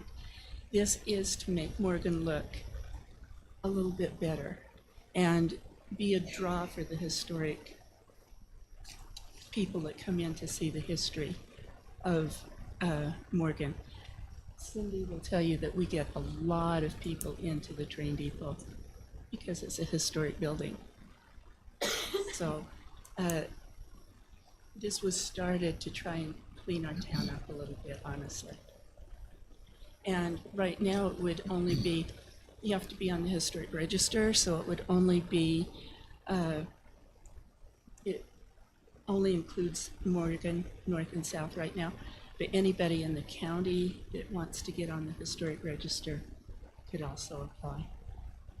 So don't leave yet, please. On one of the slides it said one of the benefits to Morgan County would be that it would make the homes more valuable and increase tax. So I just don't want, you said that they feel like if they increase the value of their home by fixing it up, it's going to increase their taxes, and it is. So are you just saying that we're trying to offset that? It's more, Justin wants me to speak into this. I taught school, I didn't have a math. Because we're trying to incentivize them, is what I try. Incentivize them, yes. That isn't I'm just hoping that if they see a reward for fixing up their property, that they will be willing to do so. Yeah, and you're right. I mean, if I slapped on a new coat of paint on my house, and I think the property values went up on that. But what we want to do is we want to make sure that, and we've seen it in our town. You have an old house. You've seen cheap paint get thrown onto it, and there are things that would disqualify somebody from even being able to do this. We're trying to incentivize good historic behavior, good renovations that actually will continue to have this house. And there's, we have some examples of different types of houses we can show on their different eras, but we want to make sure they're doing it right. Because if they just are, haphazardly just throwing up paint and changing out a few things like that, it just doesn't fit. It doesn't do anything. And as we drive by some of these houses, you can tell where that's not been done right. Yeah, I just don't want the $1,250 to get eaten up in tax increases. I guess that's what I'm saying. I mean, I think there's other ways for that. So if we want to work on other ways to get property taxes down, then great, we can work on that too. But again, back to what Cheryl said, the main idea is to make sure that the look and the feel and historic nature of these buildings in this era fit, continue to look good, and are encouraged to look good and then to be upkept. We just don't want things to fall into disrepair, and we lose that character, that part of our history that is there. And so anything we can incentivize, and as a preservation society, historic society, we have few levers that we can actually pull. We can encourage people to come to meetings. We can throw up advertisements. We can send out emails. This is one we feel has a little more bite and benefit. It's a monetary value. We feel like that is actually going to be as helpful, or one of the most helpful ways we can do it. So these are some examples of different houses. There's a 1920s house, 1930s house. If anyone's house is here, you're famous now. That's over on Circle Drive, 1930s. So these are these houses that are pretty. They're unique. They've got character. We know which houses they are, and we would love them to stay with us that way. So, I do love the rare Sears catalog home. Isn't that interesting? And I know two of them. Oh, you know two of them? My grandpa built one and my uncle built the other. And it's like, I never even heard that, and they were delivered to the depot, and they got a notice, your house is on a train car, come get it. Yeah. And I mean, that was, what year was that one? What years was the Sears? 1940. For everyone else who doesn't know, there was houses you could order in a Sears catalog, and they would ship it out pre-made for you, and you'd pick it up at the train depot, and they'd cart it off to your lot there. That's something that a lot of people might not know, but again, a great part of our history and fascinating for people. So presumably any tax credit would be shared by all of the taxing entities. I'm just curious, have you had any discussion with the other taxing entities, school district, city, Weber Basin Water? Because of your property tax bill, only about 15% is Morgan County. 75% is Morgan School District. The other remainder is either Morgan City or Weber Basin Water or any other taxing entity. So just out of curiosity, is that discussion taken Do place? the microphone, One of the members of Morgan Valley Preservation is our city manager and our mayor. And they helped a lot on putting this together. So they're aware that it Oh, would have they're some more than aware. impact on them. Okay. They have also presented it to the city council, so. So it's gonna be a joint, it's gonna be a joint tax. That's the question I have and everybody else is having. That's gonna be a joint, and that's something we'll have to work with the assessor. Yeah, it'd have to be. I mean, if you go look at your county or your tax bill, you didn't pay $1,200 in county taxes. I guarantee that. Yeah. So it'd have to be between all of the taxing entities. They'd all give their corresponding portion. Yeah. But it sounds like Morgan City is well aware and understands. I mean, initially, all of the structures would be in Morgan City, so that is good that they are aware and on board. Just an additional little comment. To keep up a historic home is extremely, extremely, extremely expensive. I'll add one more extremely to that. I have actual knowledge of this. And so It's just helping them to help Morgan is basically what it is. I think it's a great idea to try to preserve our history. I mean, it's neat to go to the depot or, and see the old photographs, and instead of just covering it up and hiding the old, it's like, let's show it off. It's neat when you drive down through Fountain Green and Manti and those areas, and we have the same thing here. It's just, so I think thinking outside the box, getting ideas to help people to kind of show off our history, show what we are and where we come from.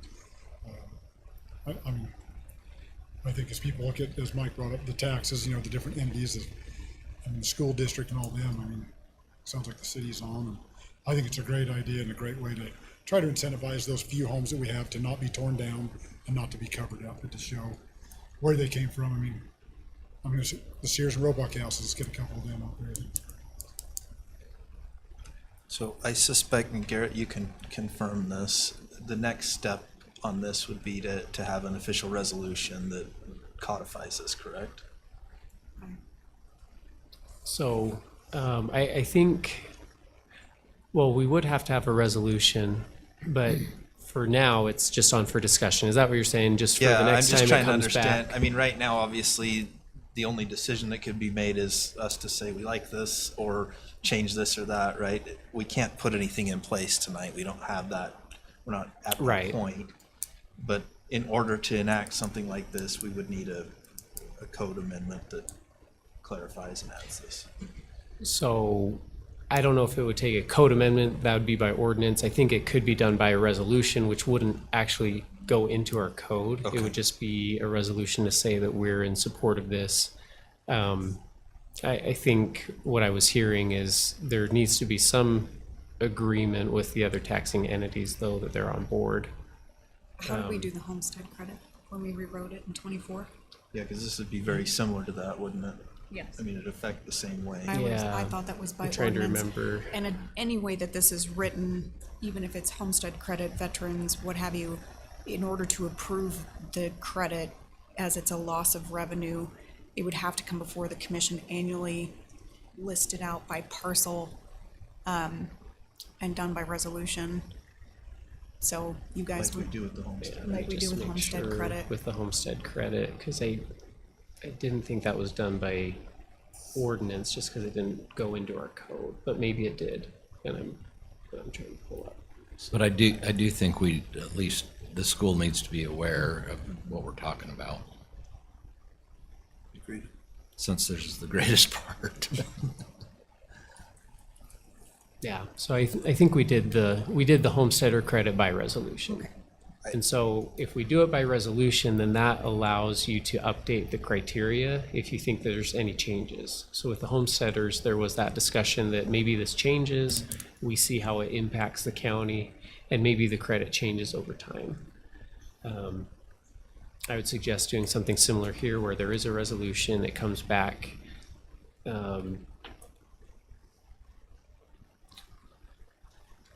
No, it's not in a resolution for homesteaders credit that it come back annually. It's just at the I request think of the that was just commission at the that it does. request, that's true. Correct. But as far as actually applying the credit, that has to be done in an additional resolution annually. Because you are waiving revenue. Right. So if you want to task me to write that, I'm happy to do so. But Yeah, I'd love to visit with Janelle on it too, just to, because the other thought I have, and I don't know if this is even feasible, is there a mechanism whereby we can reduce the taxable value of the residence rather than a credit? If you did that, it's not really a loss of revenue, it is a shift of revenue, right? Because then the taxable value on that home is lower, but the reason the burden would go elsewhere. here's the reasons I think you cannot do that. Okay. One, that's going to affect it when it goes to Board of Equalization, because now you've certified an unfactual value. Yeah. And then they can. So tax credit is probably the only way to do it, and that's fine if it is. I just wanted And to you verify would lose that control that's of. In working with Janelle, and she apologizes that she couldn't be here tonight, but she said it actually would not be any decrease of revenue to any of the entities.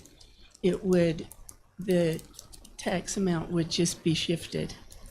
And I said, well, what do we mean by how much are we putting on another person? I said, $10. She said, no, more like $1. So there wouldn't be any loss of tax revenue to anyone. It I went mean, to the yes, school. yes and no. It- Because That's why I wanted to I talk to her. think it's- 'cause That's not how I don't that think works. that's accurate. Yeah. The first year would be a loss, regardless. The second year, so the county tax base is not only based off its assessed value, it's also based off of how much we collected the previous year. Not how much we assessed or how much we billed, but how much we actually collected. So that would neutralize in year 2, but yeah, year 1, we would have a loss. We'd have loss. The biggest thing I see is I'm going back to the same thing, and that is the school district. We need to make sure we talk with the school district, because I mean, like on my part of the property tax on my home, it's not equaling above 500 on that part, but the school district takes up the other 2,500, so, or 3,000. So that's something we have to look at, is if we're gonna do this, we've gotta do it with every entity. Okay. Otherwise, we are giving money back, and the rest of it, it's on the burden of us. So what is next steps for me? Well, I think overall, I mean, I support it overall. I think let's just figure out the nuts and bolts of it to make it work. Right? I mean, How I many think homes are we looking at? 100. There's max. But is that just in the city? That's my That question. is how many could even possibly qualify, then by age. And some of them, Justin's gonna keep me in line here. If not, Jeremy will. I know that some of them will never try and apply.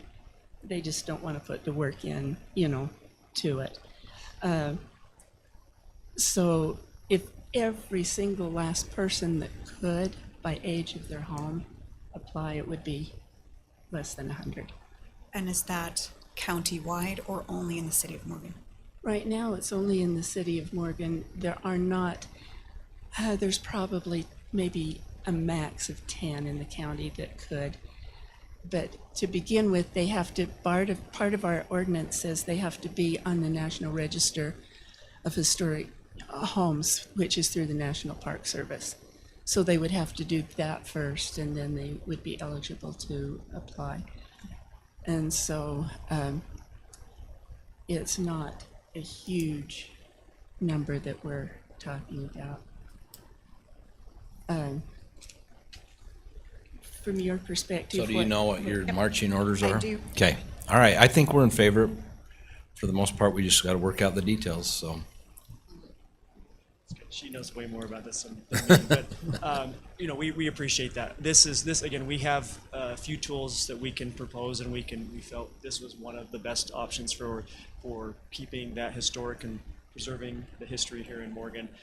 We want to see how successful this is. We'd love to come back when we get all those things figured out, come back and give a report on what was the impact, how many people took us up on it, show what people did and what they can do. And my belief is as we have programs like this that are supported by the county and these are different groups, that we can even expand or come up with new programs that might have a similar impact.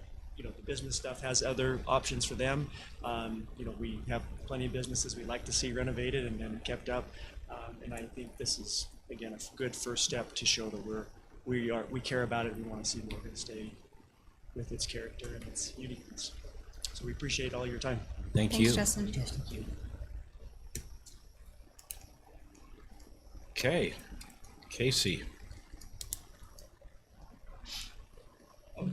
Hello. So, we have I wrote a new handbook. It went to legal. We got an outside consultant for it, and they looked it over and everything. They made comments. We adjusted some things to make sure that it's correct, up to date, has everything in it that we're legally required to have. And what questions do you all have about it? Right off the top, I have on page 2 of it. Mm-hmm. We're not a council. Okay. Fair. It's about Up this one. third paragraph is where it's at. Sorry, I thought. That's all right. I changed. I had it that, I had that circled too.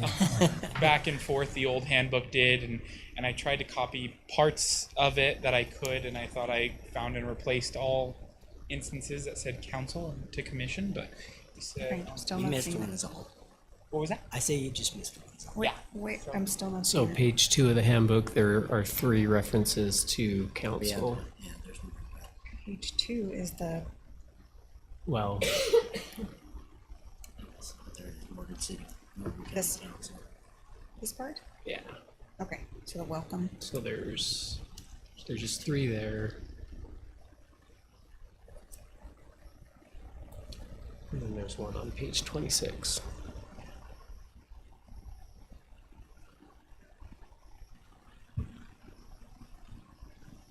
Okay.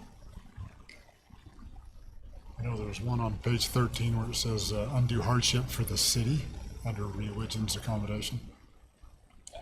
I don't want to speak for the city. Yeah. Under religious Your last word, Okay. religion's accommodation. Okay. I felt like in meal and rest breaks, I know sometimes, I think we should have something in there, whether it's allowable or not to forfeit your lunch or breaks. I think we've said that's not allowable, but I don't see anything in there that would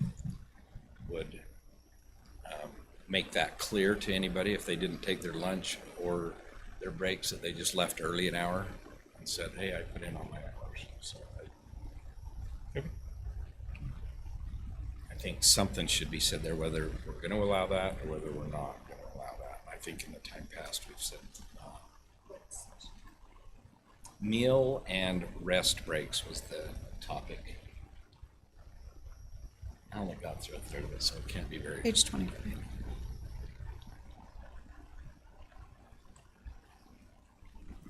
So if we go down to page 52 onto page 53, when it talks about workplace guidelines, if an employee is non-exempt, or no, if they're non-exempt, they're subject to the FLSA.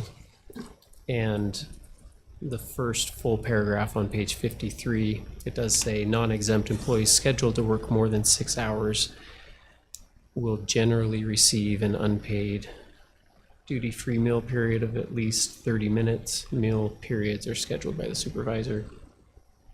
So I do know under the FLSA, they do need to break up. If they're working more than 6 hours, they have to have that 30-minute break.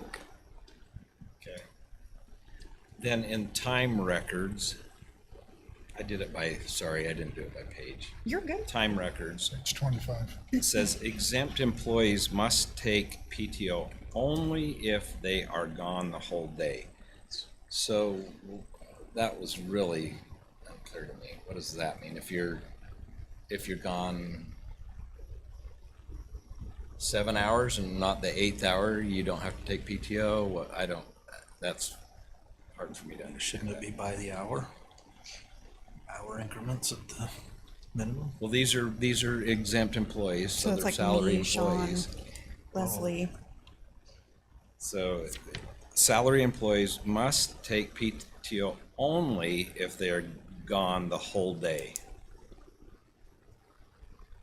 I would think they should be taking PTO even if they're gone half a day. I agree, but that's not what it says.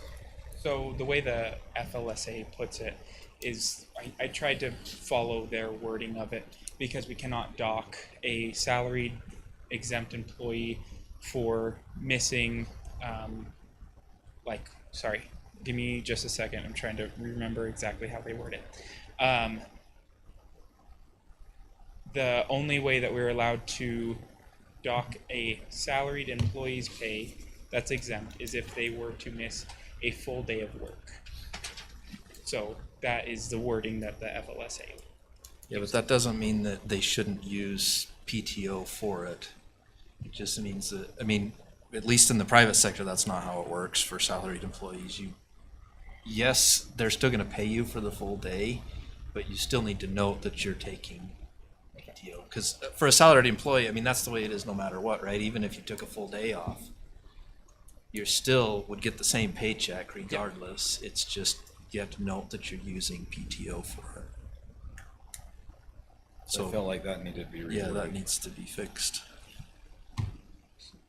Under that same time records, where it says supervisors must sign the timesheet, I'm under the impression that they're not signed. Yeah, So we I, need I, to- I went in and actually I updated that to, they must submit the timesheet to, and then stating that it's accurate and correct.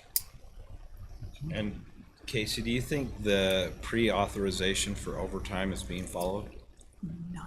We don't have one right now. So we don't have one now, so when this goes into effect, they're gonna have to do it. Yes. Okay.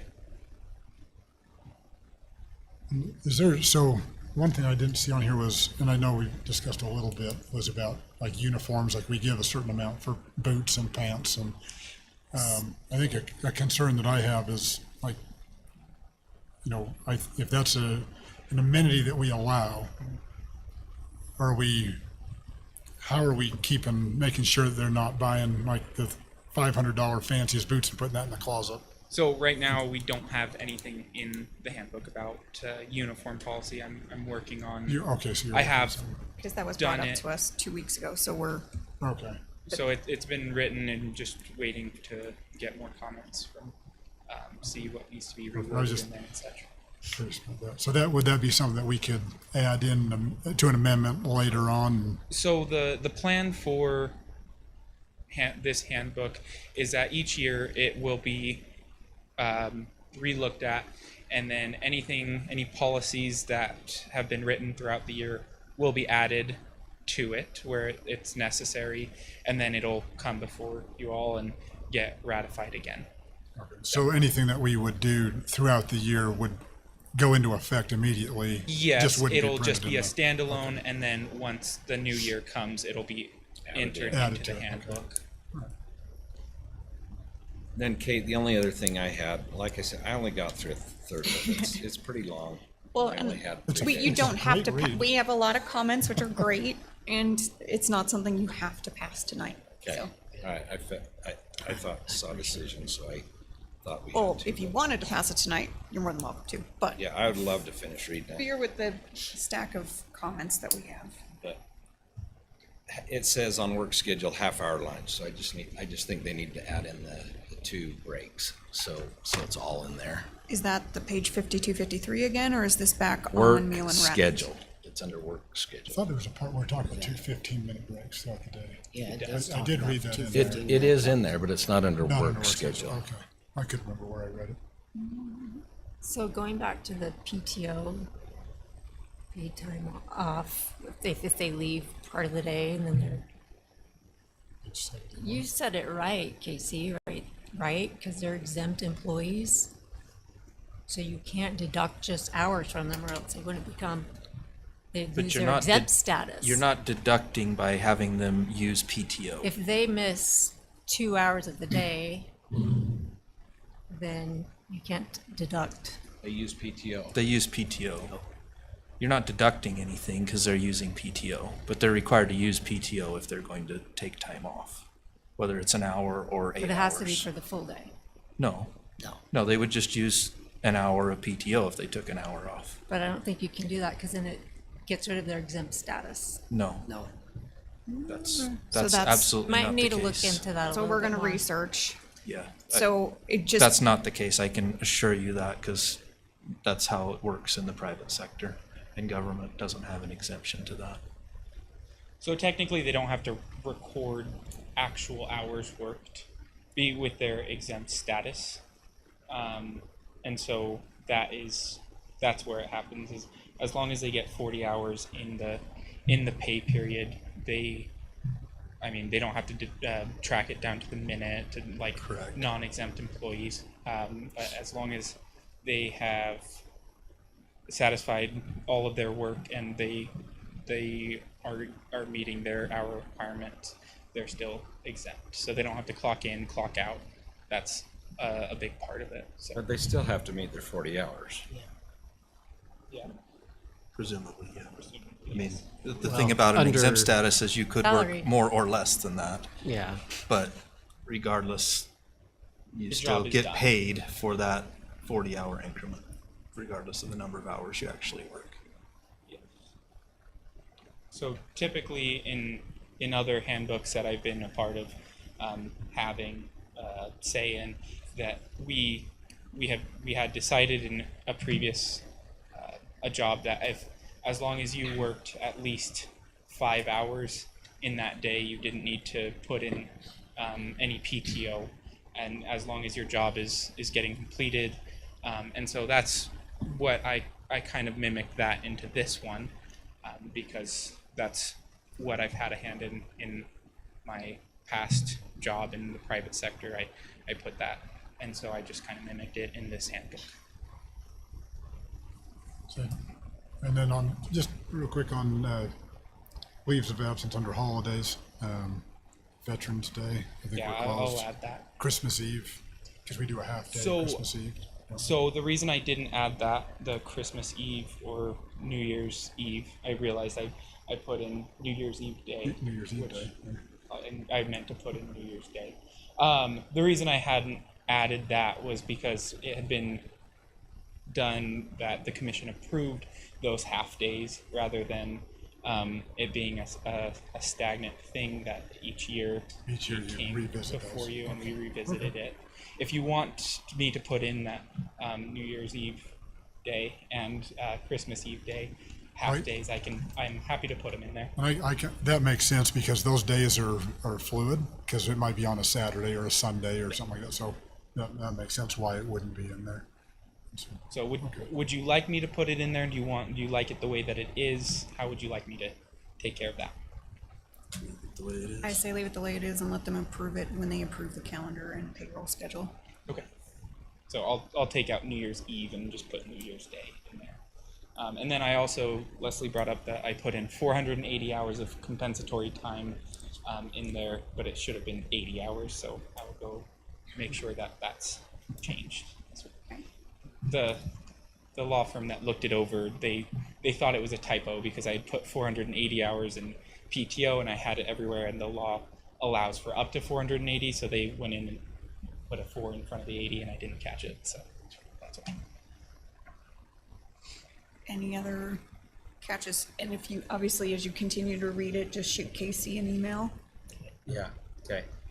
But I have all that listed, and it sounds like we have the keynotes that are brought up today, and they would like you to research that whole exempt employees thing and bring that back when you come back, assumably next meeting.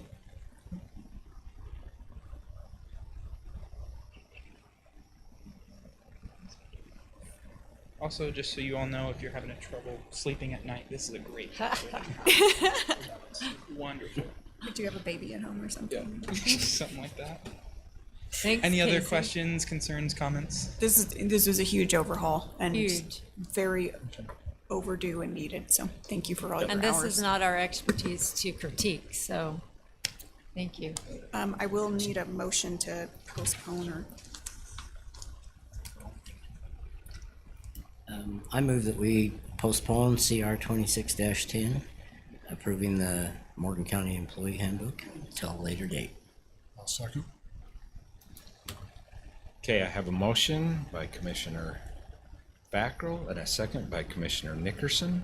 All in favor? Aye. Are there any opposed? Okay, motion carries. Josh, F3. Jeremy?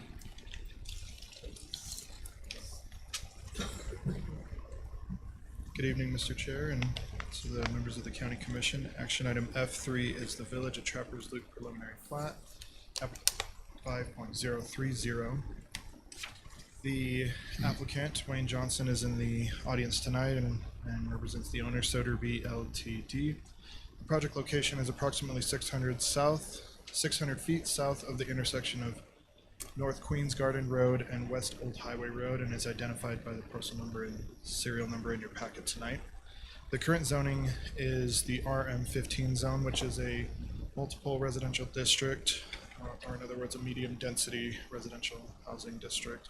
The acreage is 8.5 acres.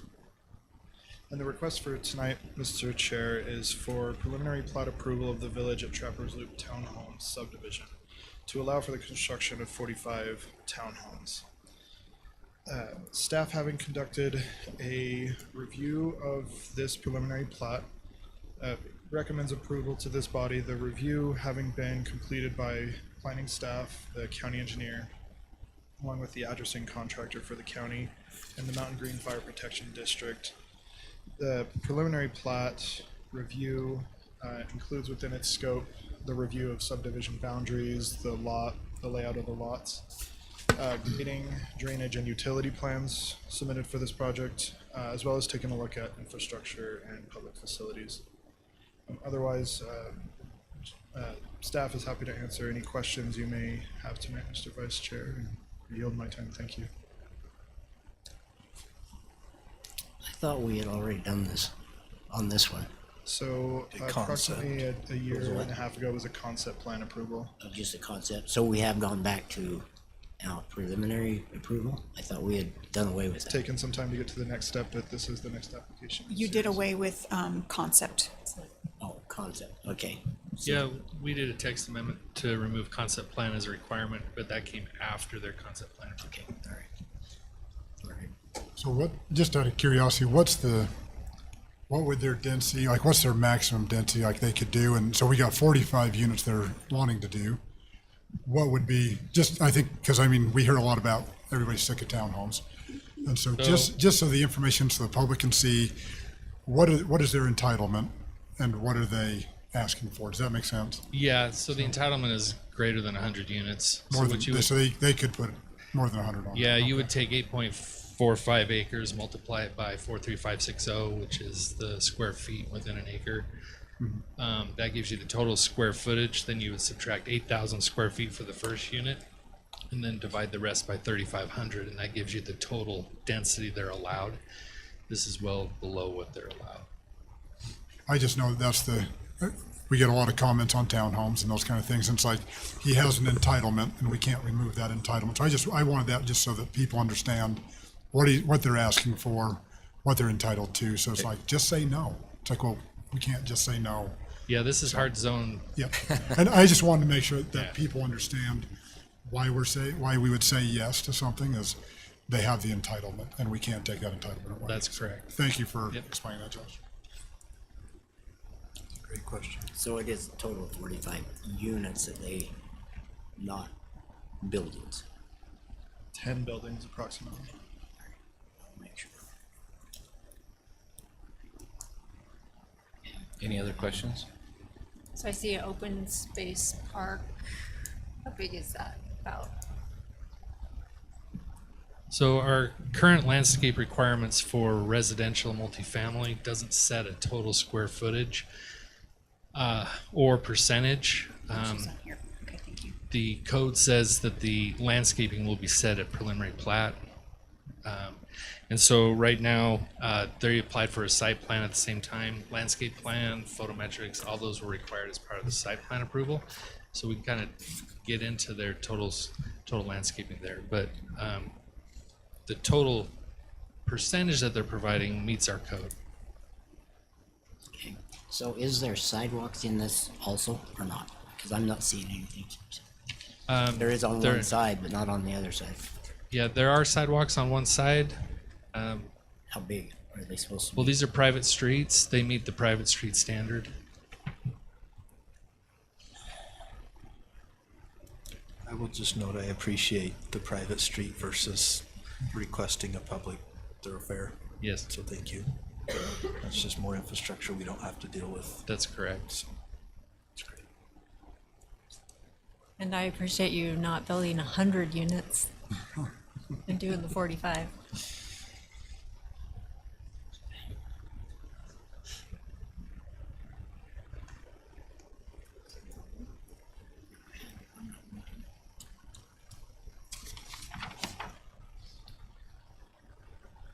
Any questions for the owners? Okay, I'll look for a motion then. I move we approve the Village at Trappers Loop Townhomes preliminary plat application number 25.030. I'll second the motion. Okay, I have a motion by Commissioner Blocker, a second by Commissioner Newton. All in favor? Aye. Any opposed? Okay, motion carries. Thank you, Mr. Chair. Action item F4 is the Village of Trappers Loop Townhome Site Plan, which is application 25.044. Same applicant and owner with the same project location. Parcel number and serial in your staff report, Mr. Chair, and the current zoning is RM15 with the acreage at 8.45 acres, and the request is for site plan approval of the Village at Trappers Loop Townhome subdivision to allow for the construction of 45 townhomes. So again, we're preliminary plat, has a little bit of a different scope. The scope of the site plan application is to look at landscaping, is to look at the lighting plan, which includes photometrics, and then to look at parking calculations and the tables contained in the site plan submittal. Also to look at elevations and building materials, with certain building materials being approved specifically by the Planning Commission. The Planning Commission found the elevations and materials list to be favorable and approved that. Looking at my notes. The multifamily residential design standards are reviewed for site plan applications, and the reviewing body consists of the planning department, the county engineer, the Mountain Green Fire Protection District.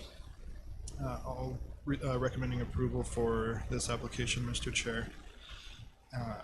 Again, it's been mentioned prior that private streets are a feature of this development, hence temporary hammerheads on the property, 2 of them, which is meant to be connections to future development, Mr. Chair. Otherwise, again, staff recommends approval for this application. And I will add that prior to the Planning Commission meeting, they had a material list that included stucco.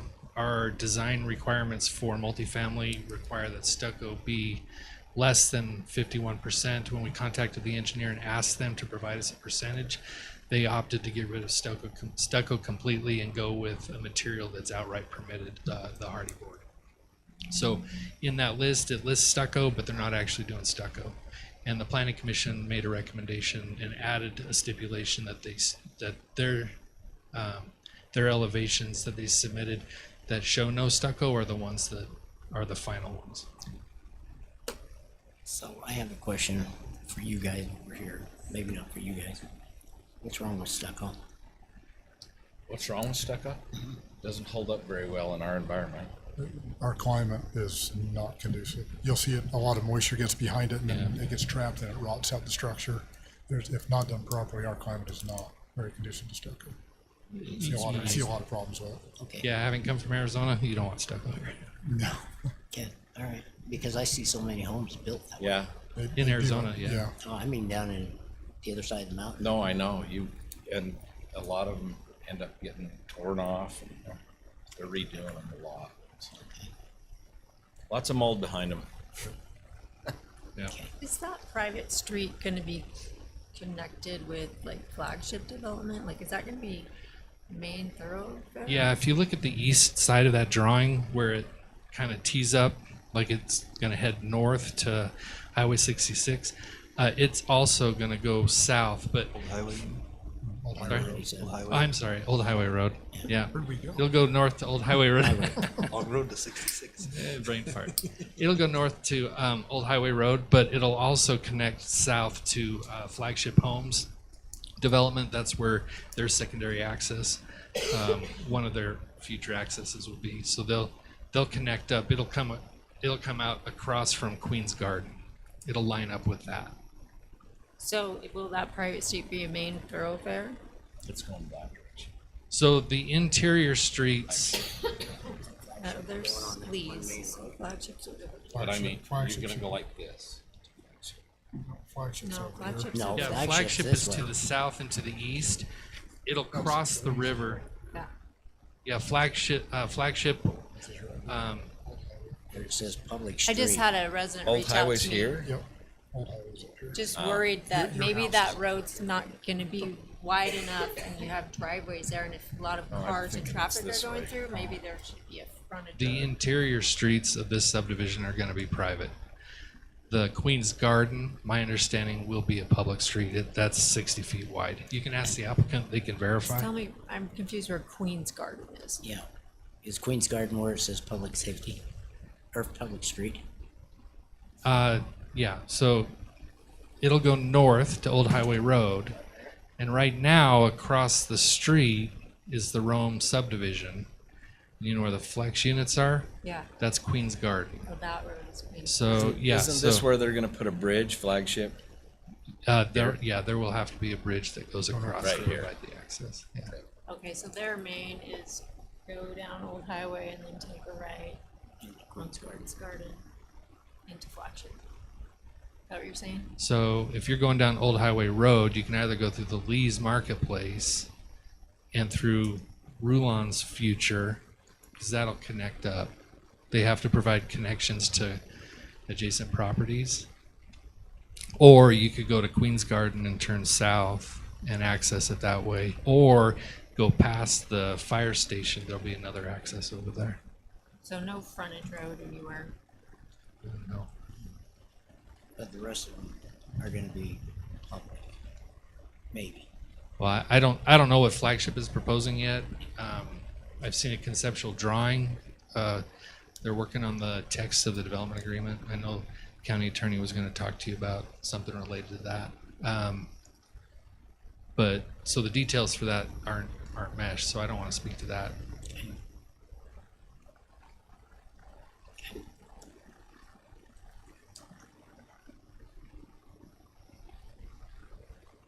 Any more questions for Josh or the applicant? I guess my only question is have you guys, where's your thoughts on snow, placing snow? Not that we have any, but. Out on 4,000 West. The issue, we did pass a snow storage application, but this application has been in process long enough that it predates that. So we can't hold them to the new snow storage standards. But are they gonna put them onto 4900 West so that we then have to remove it, or what are they? Can't dump it onto a public road. No, they won't be able to dump it on a public street.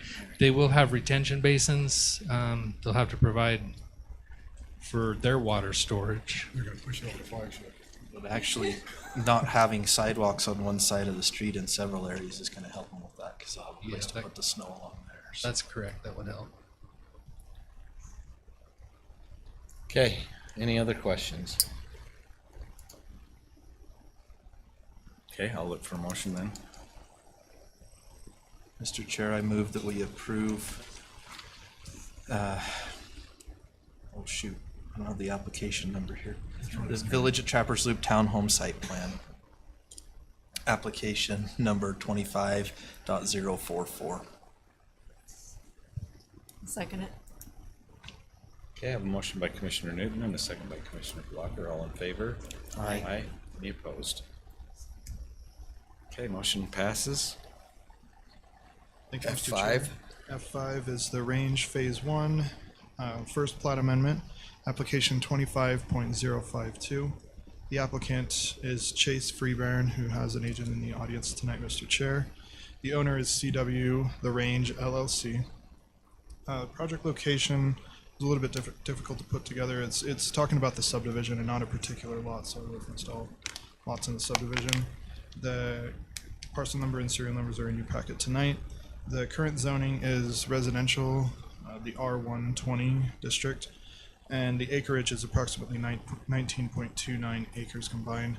The request for tonight is to remove the temporary fire access easement located along the north boundary of the Range Phase 1 subdivision. In short, Mr. Chair, the Range Road, which is the entrance to the subdivision from North Trappers Loop, connects to North Frontier Drive for circulation, and that'll provide access, ingress and egress for the subdivision. The temporary fire access easement in that case is no longer needed. The reviewing staff consists of the planning staff, the county engineer, the county surveyor, county recorder, and the fire department. All having reviewed and recommending approval to This body, the Planning Commission, Mr. Chair, heard this on their regularly scheduled meeting on January 22. There were no comments from the public during that meeting. There was questions from the Planning Commission about some of the circulation coming through the subdivision to the north, the Trappers Point PRUD. And again, the removal of this temporary fire access easement is that it's accomplished its use and is no longer needed, and that was clarified at that meeting. The Planning Commission voted to recommend approval of the application with a vote of 5-0. Chair Maloney abstained from voting, and Member King was absent from that meeting. Otherwise, if you have any questions, staff is happy to answer those. Thank you, Mr. Chair. This is what was planned all along. Yeah, I mean, if the fire department's saying they don't need it anymore, I mean. So the new road is in the new subdivision. Yeah, so the new road has been constructed, all except for the striping along Trappers Loop and the seal coat or chip seal. Because of temperatures, UDOT is not allowing them to stripe or put the seal coat down. In our discussion with UDOT, though, they've provided an emergency approval that allows them to use that entry for construction work and fire access. So the barriers that have been there should be removed. If they haven't been removed, then I'll be discussing it with them to find out why they haven't removed them. Because the construction vehicles for the home that's being constructed in the range should be going through the range's streets, not somebody else's. The completed subdivision, yeah. So we've been working with UDOT to get them conditional approval, and they granted it, I think a week and a half ago. I have a question, if I may. I'm gonna point up here. That? Is that an emergency access or is that going to be No, the access that's been constructed is north of that. Mm-hmm. So the old ones are there, so we won't be done with that one there. Yeah, we don't need that anymore. It's the gravel. So this one here is I think that's part of a retention basin. I think it's just a drainage. Yeah. make sure. Okay. All right. So, do you feel like we need to add a condition that the barriers need to be removed before we officially take this out? I mean, I'd hate for us to say, hey, yeah, we can abandon this, and then there'd be a barrier there, and so a fire apparatus couldn't enter. You're I think welcome to do there's- so, but as Yeah, many Saturday phone calls as I give them about those, I think they're It's probably- very ready to remove them. Well, I don't think it's necessary because we can hold up the recordation until they do. Okay. And until it's I just want to make recorded- sure that we don't Yeah. prematurely, if that's the case. If you want to add it, you're welcome to add it. We are watching it. Mark Miller drives by it every time he comes to a meeting. We are aware of it, and until those are moved, we won't allow it to be recorded. And I think they're wanting to get it recorded, so I would imagine. They'll get that done. Yeah.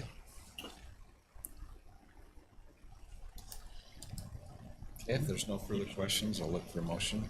Mr. Chair, I move that we approve the range phase one, number one plat amendment application 25.052 to remove the temporary fire access easement. I'll second. I have a motion by Commissioner Newton and a second by Commissioner Nickerson. All in favor? Aye. Any opposed? Motion carries. Kate. Okay, so a little back history for the public. The Morgan Junior Livestock Committee applied for a grant from the Donor Advisory Fund and was granted that to do an addition onto the Fairgrounds Livestock Barn at the Morgan County Fairgrounds. The commission approved their request to be able to make improvements on county property at July 15th, 2025 meeting. What is before you today is a request to waive the permit fees for that project, as the county cannot, Tax itself. you can't, well, you can. Or doesn't We matter. can, but it would be stupid You for us can. to charge ourselves fees So, for a but you project on our can't own waive property. revenue without a resolution. And even though it's you paying yourself, it's either I have to do the paperwork for the budget adjustment or I have to do the paperwork for you to waive the fee. here we are. Okay. Mr. Chair, I move we approve resolution CR 26-11. I'll second it. I have a motion by Commissioner Newton, a second by Commissioner Fackrell. All in favor? Aye. Aye. Any opposed? Motion carries. Okay, Kate. The Morgan County Council of Governments has kind of been on me to get this before you. They finally made a formal action to request that this be put before the county commission. Now that this is triggered essentially because now, in the past, we haven't had enough ramp tax.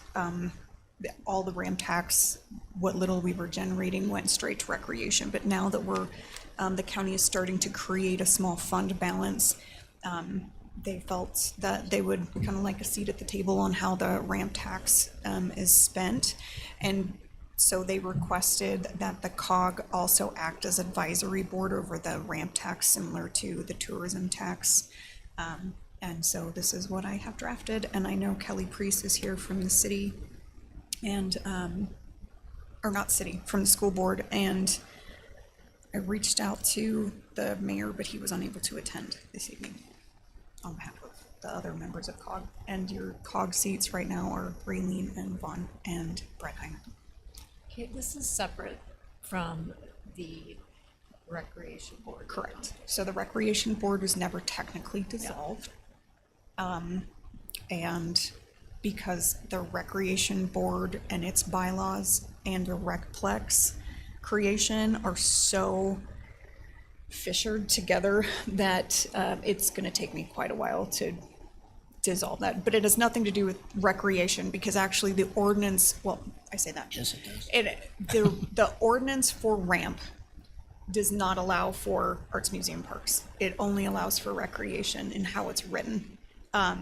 So that part is the counties to be able to change by ordinance. This is just an advisory board, like airport advisory board, like tourism advisory board. It just would be at the same time as COG. And so no, it does not replace the recreation board that is inactive but not dissolved. I personally, I don't want to see it this way as a COG item.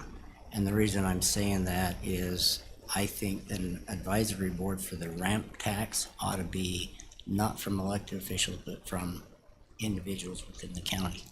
And that's because it could possibly hold an elected official. But in that board, I think that the public needs to have a little bit more insight into how those taxes are done. And after my research on what the ramp tax is, that would be my recommendation, instead of having to go through COG, even though we can go and talk about it in COG, which we have done for many, many years. I would like to see that ramp tax be used by individuals within the county. I mean, not the ramp tax, but the ramp tax advisory board be held by individuals within the county that want to serve on that board. That's my opinion.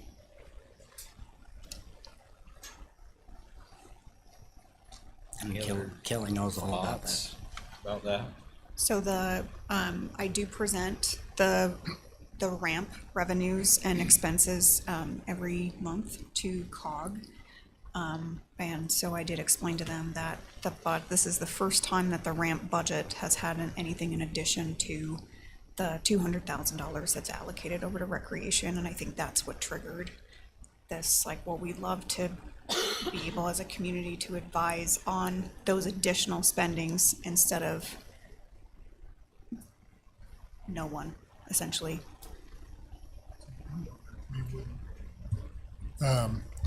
We've discussed a little bit about like a recreation board versus a ramp tax board. Maybe we have a recreation board that then takes that to us, to the COG or something like that. So that those needs in recreation, whether from the city, county, wherever, I'm wondering if that would be where the voice of the community could say, we need more fields or whatever it may look like. And then we could take that to COG. We could have a representative from a recreation board to help guide the recreation, then to COG, and then COG could send it to the commission. I mean, That's how I was picturing it too. that's what because I've had a lot of residents that are like, we would like a recreation board. As rec has grown, and gotten bigger and bigger. It'd be good to have that voice from all over. Then we could take that to COG, and then COG can hammer it out, and maybe bring it here. I mean, that's just some thoughts. Just I was reading over this in the last couple of days, like this might be a good place to get a good rec board. That's kind of like what I'd like to see. You know, and then COG could look at that. They could see where and make their recommendation. Then ultimately, it comes here to us as a commission. So why would we, just being devil's advocate here, You do that a lot I don't whenever know. You do that a lot now. Why would we want it to go from an advisory board to COG then to here, where COG would be advisory as well? And I'm not saying they shouldn't be involved. I'm just trying to understand the logic behind that. I mean, I don't know of any other entity where we have an advisory board that it goes through two advisory boards before it gets to the decision makers. I mean, at the end of the day, regardless of who the advisory board is, whether it's made up of COG members, whether it's made up of other members, whatever, we still make the final decision, right? They're still advisory in nature, which is great, and I like the idea of advisory board, whatever that makeup looks like. I'm just trying to understand, is there an advantage to doing what you recommend and having it go from an advisory board through COG to here? Or would that just be an advisory board that goes directly to the commission? You know, I think there's advantages and disadvantages to having elected officials on a board. The advantage is that those are people who have been elected as a whole by at least somebody. When you have people who are just appointed, sometimes they tend to represent their own initiatives more than anything else. So there is some advantage to using the COG board, I think, for that purpose. Officials have a fiscal responsibility, so they're. Correct. So they're a little more. Allocate this yeah. money, where a rec board would be nice, where you could get the view of parents and those that are in the rec Now, system. that being said, even if the COG were to do it, there's no reason why you couldn't still solicit that input from whoever, whether it's an official board or just you say, hey, we're going to have a conversation about how we spend this money. If you want to voice your opinion, come voice your opinion. I don't know. I'm just throwing that out there. I don't necessarily think that there's a purpose in having two advisory boards for the same money. We're talking about a pretty small pot of money too. Right now. Before it gets to here. Yeah. The only thing I can see is representation. I know on COG, the only representation from the lower end of our valley is Raylene. There's nobody else that represents more. I wouldn't say that. The school district represents. Yeah, but we're not, I mean, we can make decisions, but I mean, when it comes to the whole making advice about the ramp tax, it should come from parts of every single part of this county, and not just those in the city and those in the school district and those. But does the school district not have facilities at the other end of the county? No, yeah, they do. Yeah, so they're representing that too. I mean, just because they might live in one end of the county doesn't mean they don't represent that area as well. I mean, I don't think you could say, well, we don't have any representation from that area. Right, I'm not saying we don't have any, but we've got a very small portion from that end of the county. I would say it's as equal. Maybe we ought to have Kelly come up here and explain his part of it from the school district. So here's a little, okay. So I was tasked to bring this before the commission, hence in the format that it is, this is what's before the commission, okay? I don't have a skin in the game at the end of the day. However, to re-stand up the recreation board is going to take me forever. I have brought this issue and this request from the COG before this commission several times, and there's been no cohesive path forward. So I guess in a way this is COG forcing the hand of hey, make a decision. We are creating a very small, though it hopefully will grow if we get to reallocate in 2029, the ramp tax fund balance. Right now, we have an inactive recreation board. We have a agreement that 7% of it is actually followed through on in its current form for the Recplex. We have a active transportation advisory board that doesn't meet and doesn't have any connection or advisory over any type of funding. And you have just like you have a tourism tax that isn't required to have a board, they hardly ever meet because we have a very expensive contract with a company that does that for us. So I, as your county administrative manager, am adverse to creating another board of what's going to be the same dang citizens, unless you wanted to add this to an existing board, like put this under ATAB, put this under COG, put it under something that's already pseudo created, but to create something completely separate when its scope, specifically what COG is asking for, is advisory over ramp tax. They're not asking for advisory over recreation programs. They're not asking for, like, they're specifically wanting input on the ramp tax. And bluntly, that's because they see that there's $200,000 to go into recreation. It's been that way for several years. We have, our recreation programs are very well used. We've got adult programs, they're growing. FYI, Lydia is so good that she got an intern for free from the Utah Jazz to manage her basketball. So we literally get a full-time employee for the basketball program, the Utah Jazz, and we don't pay a penny for it. Good job, Lydia. But in that, they see that, honestly, Commissioner Fackrell, you requested $50,000 for trails, but there's no one that gets to say where those trails are going to go, or what that money, or if that's what the community needed for the recreation part.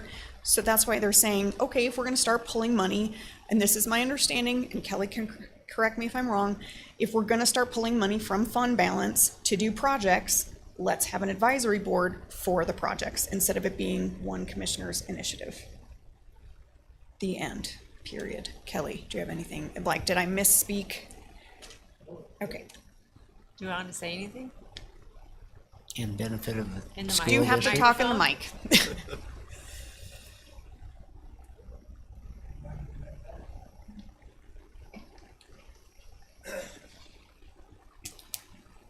No, thanks, Kate. That was awesome.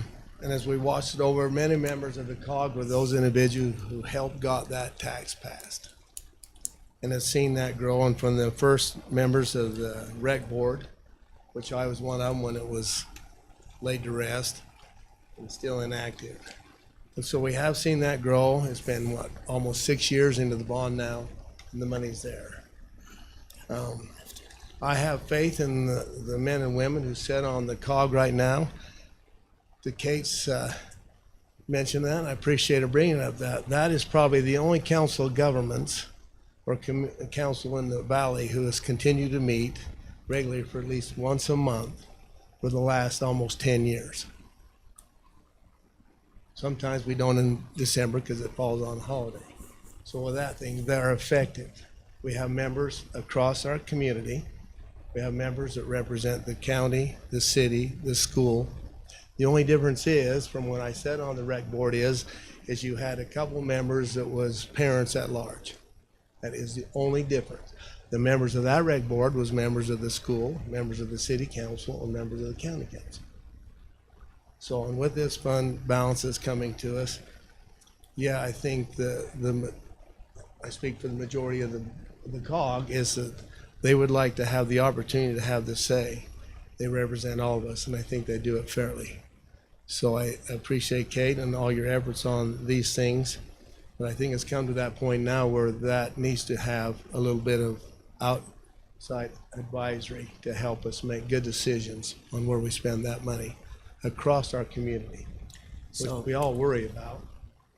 So on your COG, because I was there for many years, so are you wanting, I mean, okay, I'm trying to figure out how to say this. Okay, we only have 4 years left of this tax. Okay, and in these next 4 years, you guys would have a big responsibility, not just along that way, but in a combination with the recreation board. That's what it should be, because recreation, we do get monies. I mean, some of the monies from COG, or not COG, from the ramp tax can be used for those things that are in recreation. trails for number one, which is my big thing. They should be there, and it's for infrastructure of whatever things that help out recreation of any sort. And that is what the original emphasis is supposed to be for ramp tax. Sorry. So to answer your question, in short, where's your rec board? We don't have one. That is correct. And that's why And I- members who have served in the past rec board, who love the kids, have invested in, served in our community for, one of them nearly 20 years, and served for many years on that rec, and that's in their hearts and their minds. Right. So that is the position we're taking tonight. And we've encouraged them with those members of the community see and grow. We think that they can be a great asset to the community, a great asset to the county commission in helping you guys make good choices and help us make decisions that support our whole community. And Commissioner Fackel, you brought up a good point. I think one of the number one things I hear from them about the ramp tax is it was intended for infrastructure. Right. Where's the infrastructure? I agree. And that's supposed to be upon us, which we have not done that. No, And hold if on, we- we've done a we- lot of infrastructure. yeah, We just but we invested have. We just we haven't barely- had $500,000 in in parks. the parks. As an Yeah, itty I bitty agree. fund. I agree. To be able to do But infrastructure. what I'm saying is I would like us to say, okay, I'm okay with it if we see how it works for a year. Just see how it works for a year. In a year, come back and let's do another resolution or just an amendment to this to where let's see how that works and see whether or not we get any people's input other than elected officials. So, See, my thought is I have no problem revisiting it in a year. I don't think I would put that in a resolution saying this is a temporary thing. I would just, in a year, let's look at it. If it's not working, change it. okay, I'm fine. And these are That's my open opinion. meetings, so. Yeah, oh yeah, the they're public open. can They're And public they absolutely meetings. should. And there'll be time set on the minutes for the public comment and public meetings for that. The benefit to you have is you have members from this council. So if you don't like something, it ain't like we're gonna, feed you anything that's not gonna already been debated and talked about. And Bob mentioned that earlier in his other comments we talked about it.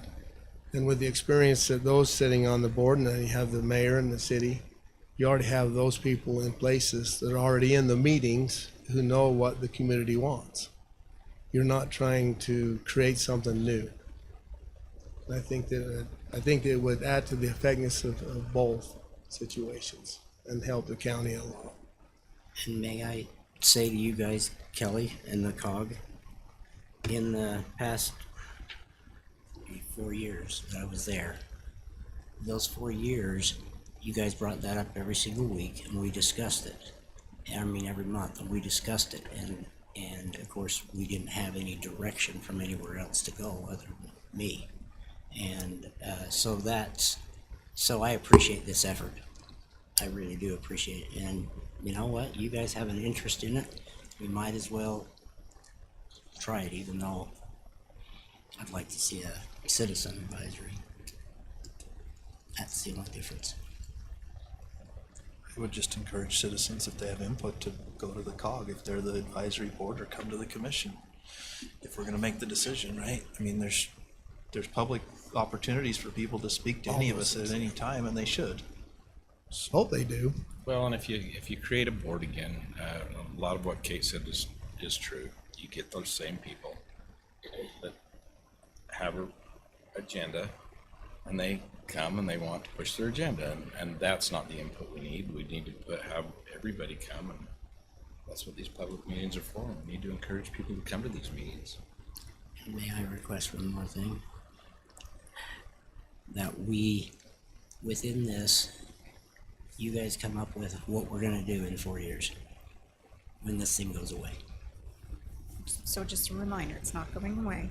We can re-off. We can re-op. And I feel like that's a really good thing to re-off, and it's better to create the relationship now where we're all in it together and all our butts are gonna get chewed when it comes up for re-off, not just the commission. And I can agree with it. So. I can Well, agree with that. I appreciate that, and that's been talked about in a number of meetings. I'm sure you have too. That comes up in 4 years, and it took a lot to get there. the benefit of that 1 penny on $10 has really become a great benefit to our community. If it had not, then rec would have failed. 'Cause Well, we and I couldn't think all do people this. seeing these fields and stuff like that is gonna be a big deal to them. That's exactly right, and that's what we've said across our community is when our taxpayers, our supporters see those things come to fruition. They start seeing the buildings, they start seeing the fields improve, they start seeing where their money's being invested. That's when they become part of us and they become to back us in all of our positions, in youth councils, the Marinette group, and all of us, and in our school districts. That will be a charge, and we've talked about that, is to make sure that in 4 years that we continue to have the support, that when they look at our community, they say, money well spent. Great effort on those individuals behind the scenes who attend all these meetings and go to all the other meetings that help you make good decisions in where that money's spent. And great motion there and great thought is that will be for the next 4 years.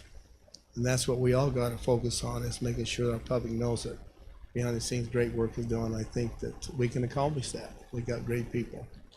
Well, and I think, Kelly, you said when I first came in, Matt, guard that money. And I think as a commission, we've tried to guard that money, you know, and say, keep this money. We've got to do some infrastructure with it. And We've got to get it done. And that's one of the things we did 2 years ago when we said, hey, there's a limit on what we're going to put into the recreation department. And I'd still like to see that go down to 100,000. We subsidize that from our general fund. And that way the tax from this ramp tax can be used for what we need it for, which is infrastructure. And that way it's more of a pay for play. That's just my opinion. Kelly, while we got you, I'm going to hit you up on one other thing here. Yeah, I'm new at this, so go ahead. So one of the portions of our recreation budget, as you're well aware, is that we are paying rental fees to the school district to use facilities. Uh-huh. And I certainly understand that you have a cost associated with operating those facilities, but I do just want to put the bug in your ear that, in my opinion, the more we spend on rental on facilities, the less we have available to build new facilities, because it's all coming out of the same pot ultimately. So maybe something to keep in mind when you have a discussion with the school board and there's a discussion about, hey, why don't we charge a little more for rental for this? Maybe remind them that we could do that, but it means the county's going to have less ramp tax dollars to spend to build new infrastructure. Okay. That's all. All right, thank you. Thank Is there you. any other to go back? No, we No. appreciate you. No, thanks, guys. I appreciate Thank you for the time. Thank you. Unexpected, but thanks. Okay, I'll look for motion then. Hold up just a second. Out of curiosity, under this duties section, that Utah Code 59-12-704, I pulled that up. I would not put that in there because it talks about counties of the first class, and it specifies that they have to use 30% of their ramp revenue to support cultural facilities and recreational facilities, 16% for zoological facilities, 9% for botanical organizations. I don't think we want to tie our hands that way. So my opinion is just remove that Just strike section. it. I think what you have there is sufficient, unless somebody else disagrees. Read the red. So you're saying that strike. we don't want to use any of the ramp tax for infrastructure such as museums? No, I don't care how we use it in that regard. I'm just All right. saying, I Yeah, don't but want that's us in to the first tie it to a class, state yeah. code that says you have to use 30. Hold the feet to the fire. Right. 9% for that and whatever. 'cause Isn't that one just for the first class? It is, and that's why I think we shouldn't cite it. that's That's all. Are you I'm good with getting the red line on your screen? at. That's what I would go with. Kelly stole my paper copy anyway, so I have to reprint it.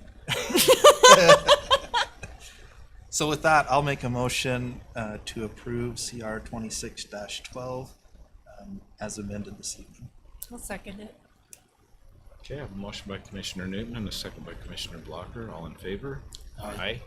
Are there any opposed? Okay, motion carries. Chair Legal has requested that we postpone this until Janet. So Janet has made a red line. We think it's substantial enough that it's good to put in a future packet with the updated changes for transparency. Also, it gives us a chance to reach out to the other party and make sure they're good with the red lines. Okay. Mr. Chair, I move that we postpone action item 8. Second. I have a motion by Commissioner Nickerson and a second by Commissioner Newton. All in favor? Aye. Any opposed? Okay. Do you have motion- any questions as to what that was? Okay, It's fine. so when you keep hitting the curb, you'll be taking this online class. We don't have curbs where I live. Oh, if they don't have curb and No gutter curb or in sidewalk. the county? Jump out in front of you. I just hit the ditch. A lot of moving parts going on. Right now, I'm in my first quarter one-on-one meetings with department heads. So if you sit on that portfolio, you've been getting those CC'd on action items and what's going on. And of course, every single one of them has a very long laundry list. Reminder that we have a boatload of RFPs published right now that are on the county website for, I think every single one of them is set for, they need to be submitted February 11th, which is, I believe, next Wednesday, by 5 p.m. Mountain Standard Time. Those are your, oh, good gravy, your clerk's office edition. That's fixing of the gutters at the library, fixing of the ceiling at the library, the berm at the airport, your grant administrator, just a lot of moving pieces right now. So I apologize in advance for next commission meeting's length. And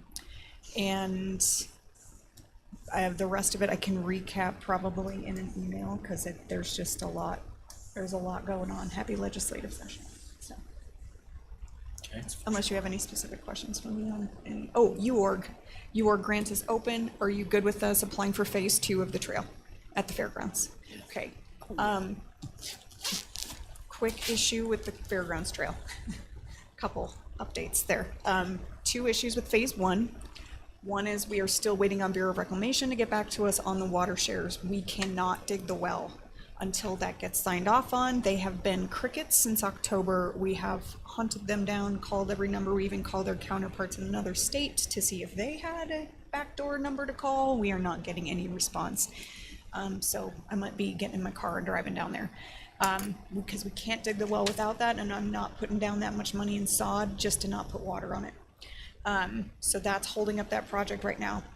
Also, at the entrance of it, when you come to the multi-use fields, there is currently the Phillips 66 pipeline, and that they do have an easement for that. So we would have to have an encroachment agreement, and we would have to understand that anytime they would have to get into their pipeline at that area, they would have to cut through your trail, and that could happen every 2 years, 5 years, what have you, and we would be responsible for fixing the trail once it's done. We looked at possibly moving where the trail would be, so that wouldn't be an issue, and there's no way of doing it without moving, Which way having to does do the pipeline go? major changes. It goes north. It's gonna cross it no Westy. matter what. Yeah, it's gonna cross it no matter what. Yeah. The only way around it would be we'd have to completely remove the layout of the multi-use fields. So I think we just deal with it when it happens. So those are the 2 things right now going on with your phase 1 trail, but we're good to go on applying for phase 2. Okay. So There is a bill that is out today. Well, I don't know if it's today, but it has to do with this diversion of the water and all that kind of stuff. I think it's 165. Positive. House bill or Senate House bill. And so that one, I was going to look into it further because I brought up a question on that. I as bet to- you Donna Zarkini is all over it. You call her, she'll give you the rundown. So anyway, I brought that up that they, I think, and they're going to monitor it instead of oppose or because I don't know how good They the being bill's going to UAC? be. What's that? They being UAC? UAC. Okay. Yeah. And so, so the group of us in the committee basically said that we would not. That I wanted them to monitor it and find out what's going on with it before we agree to it, because it could affect everybody that has a right to the water, and it could actually benefit us also. So that's what I'm going to look into and try to figure that out for you. But that's on our monitor list. Yes, it's on the House Bill monitor list. 165. I hope I think the it's $20 $165. minimum wage isn't getting any traction Oh. down there. I have no idea. Well, it's a Democrat that brought it in.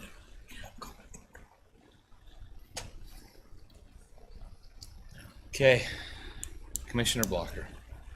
Yeah. So we had County Day on the Hill. We were able to connect with Representative Auxier. She came for breakfast, and I spoke with Senator Milner, who is retiring, and Representative Kyle. And then I was able to meet with the interns of Johnson, Strong, and Adams as well. Just connect with them there. So those of us that went, I think it was good. I met with Kate and Brett, and we went over the Mountain Green sidewalk plan. What was down there? We'll go through all the PSC meetings. We did have WFRC, the legislative meeting. Mike and I were there. I was able to put an ear into President Adams and Speaker Schultz, inadvertently thanking them for all their help in getting the interchange in ASAP.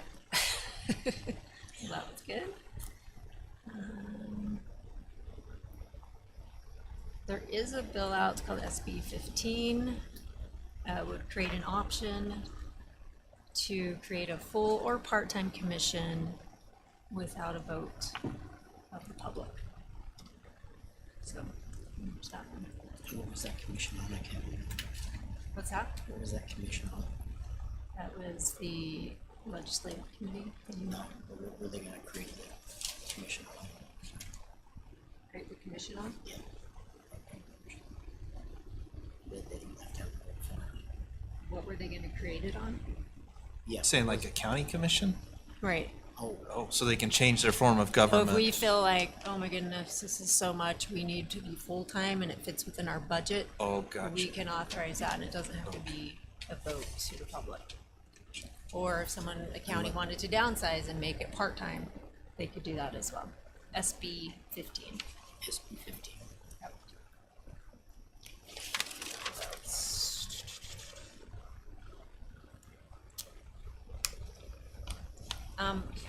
Can someone just tell me what's going on with 445? Is that the one that Katie called about earlier? Uh-huh. So People aren't very happy about it. I can tell you my conversation. Okay, I can run you down what it says. And again, I did not write it. It was, I forgot, Ruth Ann, I think, is listed as the drafter. This is Senator Strong's bill, House Bill 445. You and I just went through it. There's three major components. One, a county cannot purchase land within the boundary of another county without a legislative decision from that body, like without permission, unless it's a joint project, like Summit and Morgan got together to build a library. Like that completely has nothing to do with it. Agencies are exempt, special service districts are exempt. It's literally just county to county. And then in that, what was that wording? That an agency they can't deed, what it can't yeah, deed the it's like an piece. agency can't buy it and then turn around and give it to a county deed as it a to way to another get to a around the county. system. And then the third one was if a county commission agrees that another county can buy land in their county, it's not tax exempt because it's not their county property. So it would stay in the zoning There'd of be what it the was tax of what it was when it was at purchased. the immediately preceding, yeah. So if they purchased it and it was in Greenbelt, they would get the Greenbelt unless they don't maintain that. And then who's they? Whichever county's purchasing. The So like county Summit purchasing County it. buys property in Morgan, they buy Greenbelt property. It will remain Greenbelt taxed unless they remove the cows from it, so it's no longer Greenbelt, then it will. And they then have it's pay the subject to rollback. Greenbelt rollback. But like if they bought commercial property, they would still pay taxes on it as if it's commercial. Which is kind of like we've working with Summit County, they will pay the Greenbelt rollback on our portion that's in our county, so they're gonna pay that. And so I guess Katie talked to you right before she called me. And I said, this whole thing started because what we want is a conversation. To just all of a sudden, hey, we just bought 2,000 acres in your county, thanks. It's like, well, maybe we were trying to purchase that, but we could have worked together. So really, it's not to prevent, but to force the conversation. Like, hey, come into a closed session because it's about acquisition of property, and discuss it with us. Like, hey, we're thinking of doing this. What do you think? Can we work together? Just so that it's not just kind of an end around, but to include all parties. So when I described to her the 9-10, which is prior to you and I both coming on, but it would have been nice from what I've heard from the other commissioners, had they come prior to and said, we're looking at doing this. How would you like to be involved? Instead of the last minute, hey, you need to sign this or we're going to lose $40 million, and just being strong armed. I said, so my conversation with her was, it seemed like nobody down there really knew. And I guess UAC was a little frustrated by there's a process that we follow if we want to have legislation drawn up. And I says, well, we had some concerns with that because of what was going on with Summit County, of kind of showing them our hand. But really just comes down to a lot of the concerns that I got from Katie are not really what's in the bill. As far as the taxation, the school district being able to purchase and having property so they have water rights and this and that, that's all exempt. Which also leads me to believe that they're not reading the bill. They're reading the headline and flipping out and not reading it. And because to me, that bill is so plain language, if you read it. Yep. So the first thing I would encourage anybody that has a concern with it is read it in its entirety and then tell us exactly what you're concerned about. Because the idea or the notion that, oh, well, I'm just worried about this. Okay, what exactly would you strike from it or don't you like about it, instead of simply, I'm concerned about a bunch of stuff that's not even in it. Right. So when we met with Strong, the conversation was how, and this was before we got Summit County to the table over 9-10. When we talked to Strong and when we talked to, oh good grief, no, our senator that came for our visit, Senator Curtis, they were just baffled that this is even legal, that a county can buy land in another county. And I think our big point was, it's not so much a question of if they can, because we want open commerce for real estate, but at the same time, it calls into question planning and zoning. It calls into question the taxation. Is it taxable? It calls into question, can it be? What about infrastructure? What if you decide you need to build a road through there? Now, can you do eminent domain for it?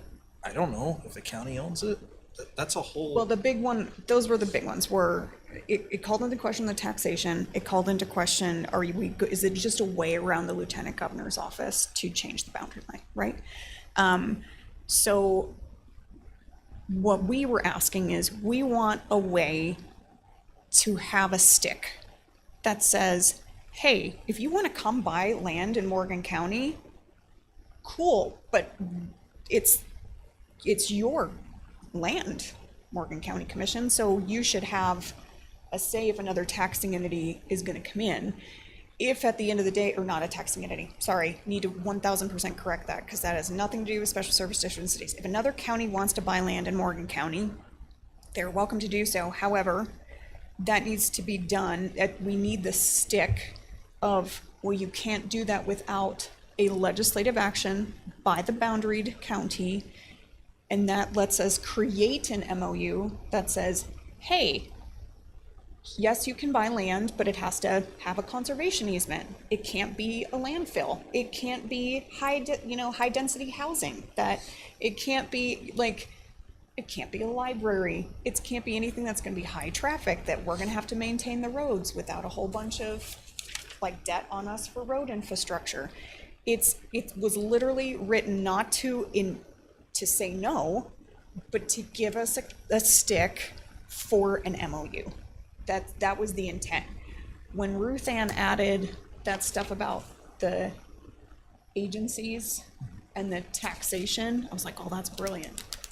But that was the ask, was, hey, I now have a county that owns more acres in this county than our own county owns in its county.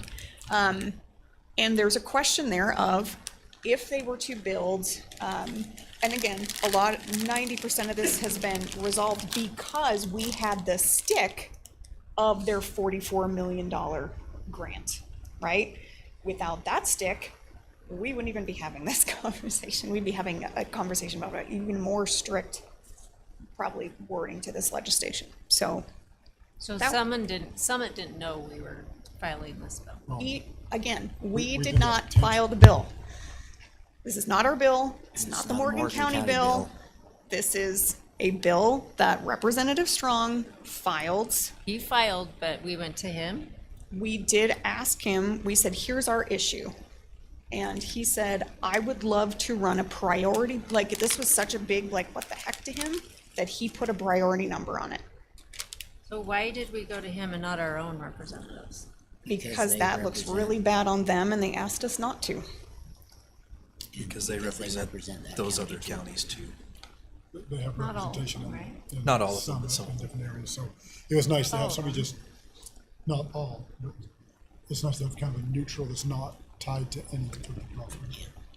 He doesn't have a dog in the fight. He doesn't so to have a dog in speak. the fight. He's 1,000% But he's looking neutral. at the issue from a neutral rural standpoint county. and saying, Yeah. this is a problem or could be a problem anywhere. Frankly, it shocks me that Salt Lake County would think it's a bad idea if they've actually read it. Because I guarantee Salt Lake County would not be happy if we started buying land in their county. Or if Summit County started buying land in their county. And that's a very real possibility for them because we both border them. Yes, How did Representative Strong learn about it? because we reached out to a neutral party that was willing. So, okay.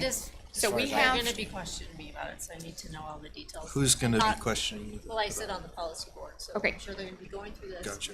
And I haven't been to any of the meetings. but you So have, not on that because we've literally committee. talked about this. That's different than being in the meetings. Yeah. Getting just an update is way different But than I being can't, sitting at the table. because it's active legislation and it could end up in litigation. So we're actually told not to. So I'm happy to have that conversation with you, not on mic.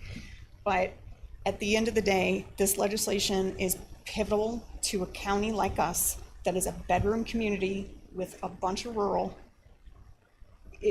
There's no reason, in my opinion, to not support Representative Strong's piece of legislation.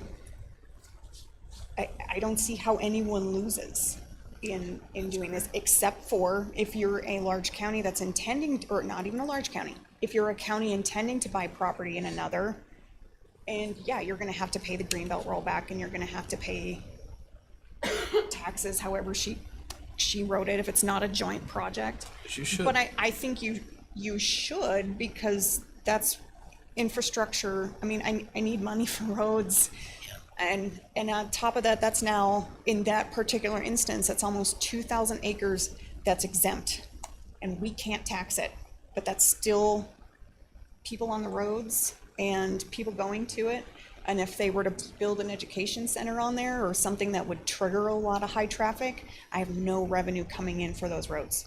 So if I see this on the agenda for whatever policy committee it might go on, or operations, or then hopefully you can get on to defend it. Yes, I'm already scheduled to on Thursday. You know, the bill is not that long. It's super like short. a 15-minute read. Yeah. So, again, my first response to anyone that questions it is, have you read it in its entirety? And if not, please go read it in its entirety, and then let's talk about the merits of it. And if you have a suggestion for a change, by all means, First make the draft, suggestion. yeah, the first draft that we saw was really strict, and we're like, that's not what we're going for. We are going for as neutral as possible while still getting a word in. When we had Matt and I went to a meeting with Summit County, when you have one of their commissioners say, I will buy every piece of ground I can afford everywhere, that's a concern. And she said, right, she's like, I'll buy everything I can. And they're dead straight about it, and they've proven that. Yeah, and it's like, and I said to Katie, I said, we cannot compete with Summit County.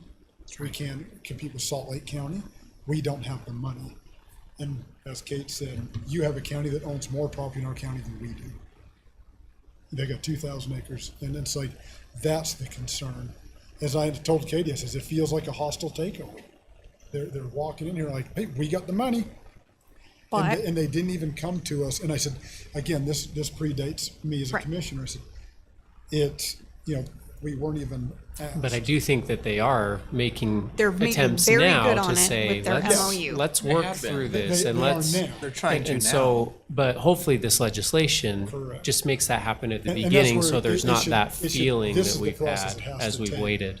So that other counties don't have For the same- everyone. And also our taxpayers should not subsidize Summit County property either. And that's really what happens is the more property they buy in the county, it shifts that tax burden if it's exempt And I mentioned to that to the Katie as to the remaining taxpayers. So and not just in any county that buys land. yeah, it's not this just is an example, but It's there's- across the board. You know, if we were purchasing in another county, those taxpayers shouldn't subsidize whatever purchase Morgan County made either. So one thing that was asked on that is that make sure one of us is at the legislative meeting on Thursday at 10. To make sure that we can explain it if we need to. So I'm usually there in person, but I can't be there in person this Thursday, but I can be on. I can be this week. You can or cannot? I can. Okay. But you'll be there, And you I'll said. be Oh, there you'll to be there. testify. Mhm. On Thursday?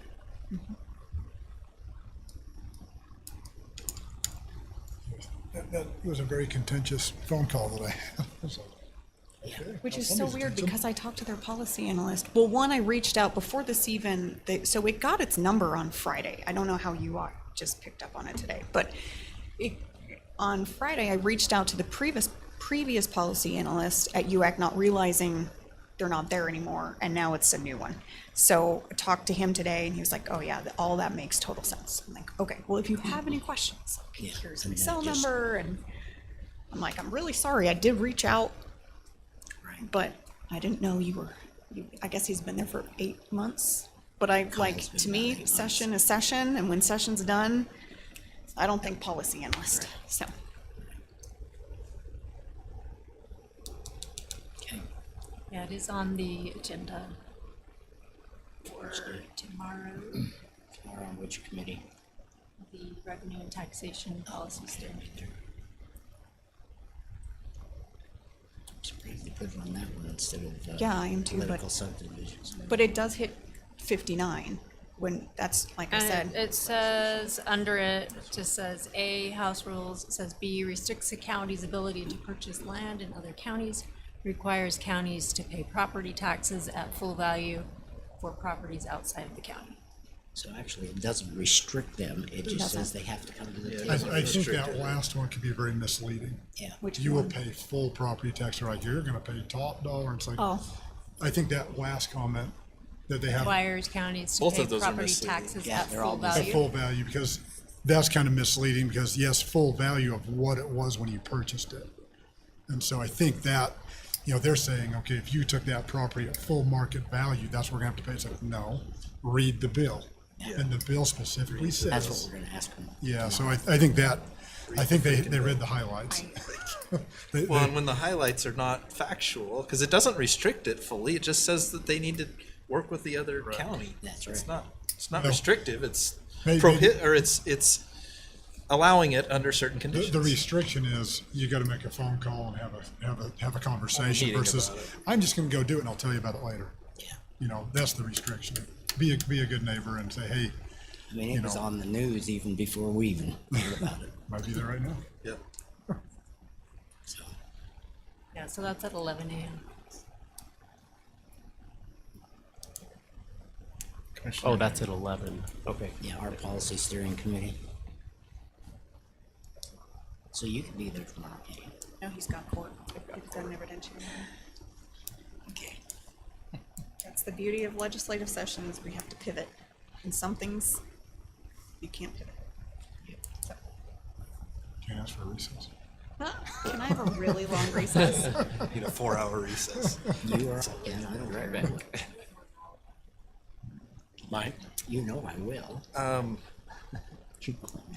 I would go down to that, but I'm going to be gone to wrestling tournament tomorrow and Thursday. So, I just want to give a quick update. on the fairgrounds electrical project, which is proceeding fairly quickly. They've gotten a lot done over there, which is awesome. We also received, the fairgrounds board received approval for funding to do the sound upgrade at that facility as well. So that will be moving forward. Between the electrical, the sound, and the building expansion that we approved the waiver of the fees for tonight, there will have been a little over $1 million invested in the fairgrounds this year alone, which is probably more than has been invested in that facility in the last 20 years. So that's pretty exciting. The fairgrounds board is excited about that. There's a lot of good things happening. Still more good things that will come too. We've got a couple applications in for some grant funding for additional items too that won't require any match or anything from the county. I think that's my only update right now. Thank you. Commissioner Fackrell? Yeah, just to go over a couple more bills. There is a bill that, of course, it was on the revenue and taxation one that there's a couple. One of them was that will affect individuals, and that is to do with vehicle penalties for registration of vehicles. So in other words, if you have a vehicle that you've had under repair for the last 6 months and you haven't registered it because it's in the garage, you're fixing it.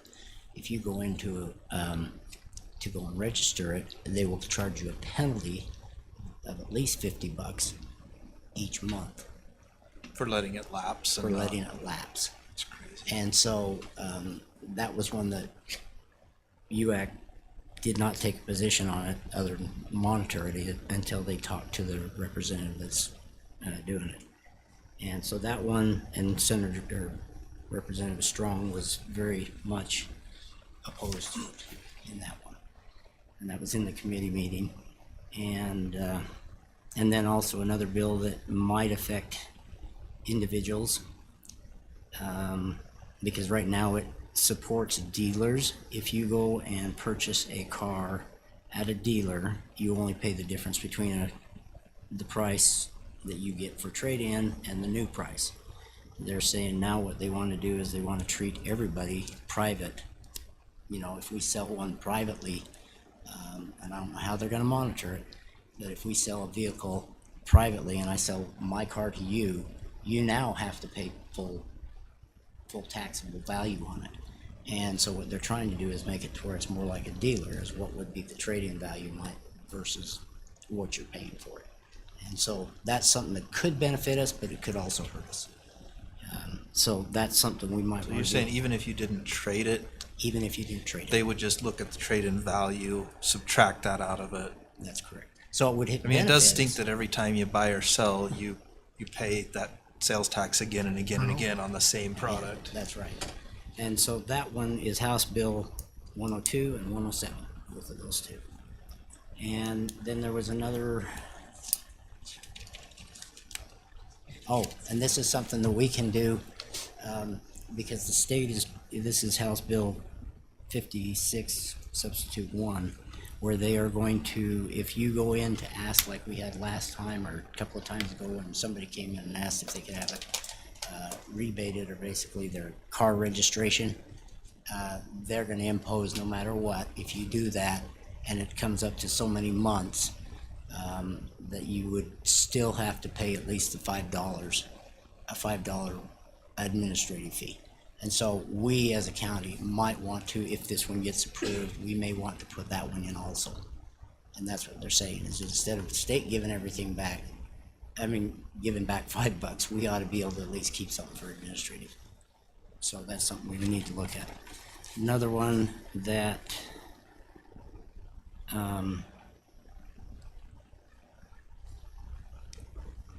HB 231. That's the Norm Thurston bill on sales tax removal of, he wants to make it to where the TRT is no longer with prepared foods, but he wants to make it a sales tax on everybody. And it's an unfair tax. and that he's pushing for it. And last week in our legislative meeting, they discussed, they says, well, Norm's gonna just plain repeal the law, then that means TRT gets nothing. Restaurant tax gets nothing. And so, I doubt it'll pass. We had a meeting last Thursday morning with Tourism and Recreation boards, and they opposed this tax. So if you talk to any of your legislators, you might want to look at that bill 231 and see whether or not you support it, or if you want to follow with what UAC is doing. UAC says oppose, and so the Tourism and Recreation says oppose also. Because what would happen is that amount they collect in sales tax will actually become our TRT, but then it unfairly taxes everybody. I mean, if Garrett goes and buys a suit, he now is paying for prepared foods, TRT.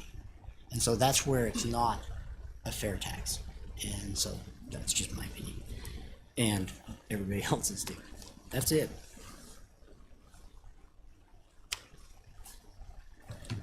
Let's see, we had Board of Health. That's your relative. We may not, claim each other. He moved down below a long time ago. Let's see, we had Board of Health last week. There is a bill that they were talking about where, and they didn't have the number, so I can't show you, but it's about the immunization waiver. Where they're looking at repealing any need to get the waiver. Just like you just go get it, you don't have to, like basically no immunization is required to attend public school and no waiver required. They're a little concerned about that, and they used the measles down in Weber County. They had a few in one of the high schools, and they were able to track all the kids that had the immunizations, and then when they contacted all those that had waivers, they found out that I think there was about 100 that had waivers, and about 70 of them were able to find their records after they told them they couldn't go to school because they could be infected. So about 70% of them that had waivers actually had the immunization, but they were able to kind of track that down. So they don't feel it will gain much traction because of just the documentation and be able to, if there is an outbreak of something, measles, which we're dealing with right now, it really helps to be able to narrow that field down and talk with them. So I also had a meeting with his name's Josh Pace about a motocross track, I guess, and I've talked to Mike quite a bit about this. I guess it had been proposed years ago. He's kind of bringing that up and was curious about how the county feels. And I says, my understanding is, I mean, the things that people want to use, we don't have trails, we have no place. We got kids riding dirt bikes down roads. If there was a place, funding would be a big one. So if he has funding options or ways to acquire property or things like that, I guess he says he knows a lot of people that have that are in that industry. And I says, obviously we'd have to work with where is an appropriate place for something like that. But anything to kind of encourage people to use an appropriate area to be safe, to encourage people to come and again spend their dollars here and then go back home wherever they live. And so he's going to do a little bit more legwork on it. He originally wanted, his proposal was where our multi-use fields are going in. I told him that is not going to happen. So I'll give him somebody else that's way passionate about it that he can work with too. We had a mini motocross Yeah. here in the fairgrounds. And he brought that up. He says he actually won it the first year that had the mini moto, and he's very passionate. He's got his own track out there on his dad's property, and it's private. He'd like to have something a little bit better where people can train and practice and be safe. And so he seems very passionate about it. And I says, bring us some options, some ideas. I said, I think we're open. So he was pretty excited. But I did tell him he can't have where the multi-use fields are going. That's a non-starter for us. So, that's been about the last 2 weeks. That's all I got. Okay. Mr. Chair, before you do yours, can I ask one more to Mike? Sure. There is a bill coming out about the disposal of solar panels. Okay, so I don't know if you at the Wasatch Integrated Waste have talked about that, because they're trying to determine where a location is best to take care of those. And if you guys have, you know, because there's, I guess, substances that are not good with solar panels, I didn't know that. So if I It just has wanted you to come bring up, that to your group. Wasatch Integrated won't be a viable place regardless, because we've only got 12 years left of the landfill there. But one of the larger regional landfills could be a potential location for that, so. Okay, I just wanted you to be aware of it. HB 323, if you were. Okay. Okay. Well, I've been gone for 2 weeks, so I don't have a ton to report on assignments, but I do have some things that I've tried to deal with previous to this that I'd like to, since I've got a captive audience.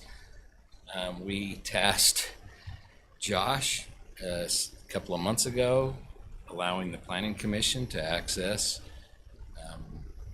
the notes. I've asked the attorney, I've asked Kate. I've not received anything back from that. I thought when we tasked somebody with doing something, it happened. Yeah, and I think I told you I was in a trial. I did talk to Josh about that today, and I think he's met with Mike I about had a that as conversation well. with him So about it, so I'll get with you and we can chat about it. Okay. All right, well, I know what he said in the meeting because I listened to the meeting, but I don't agree with what he said. I do feel like it's that they should have an opportunity to go through stuff and make sure. They may have saved him from what got postponed the last session, from our last meeting. So they could have possibly raised a red flag on that, but I think they do have otherwise, why do we have a planning commission? If we're not gonna have. I'll chat with you, Matt, separately, because there's a lot more to it than just that. Okay, BB3, did we find a lease transfer? No? is that one that we've talked about though? That's the one I emailed you about.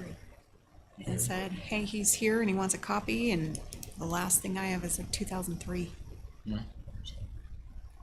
Yeah, and So we we- did go through or you went through the commission agendas, and it was never It was here. never brought before the commission. And so it can't be transferred without commission approval. So, So we need to get it on the agenda then, is what you're saying. Well- Because he paid a year ago. He They did. took his money, and it was under his name, but now it's suddenly not.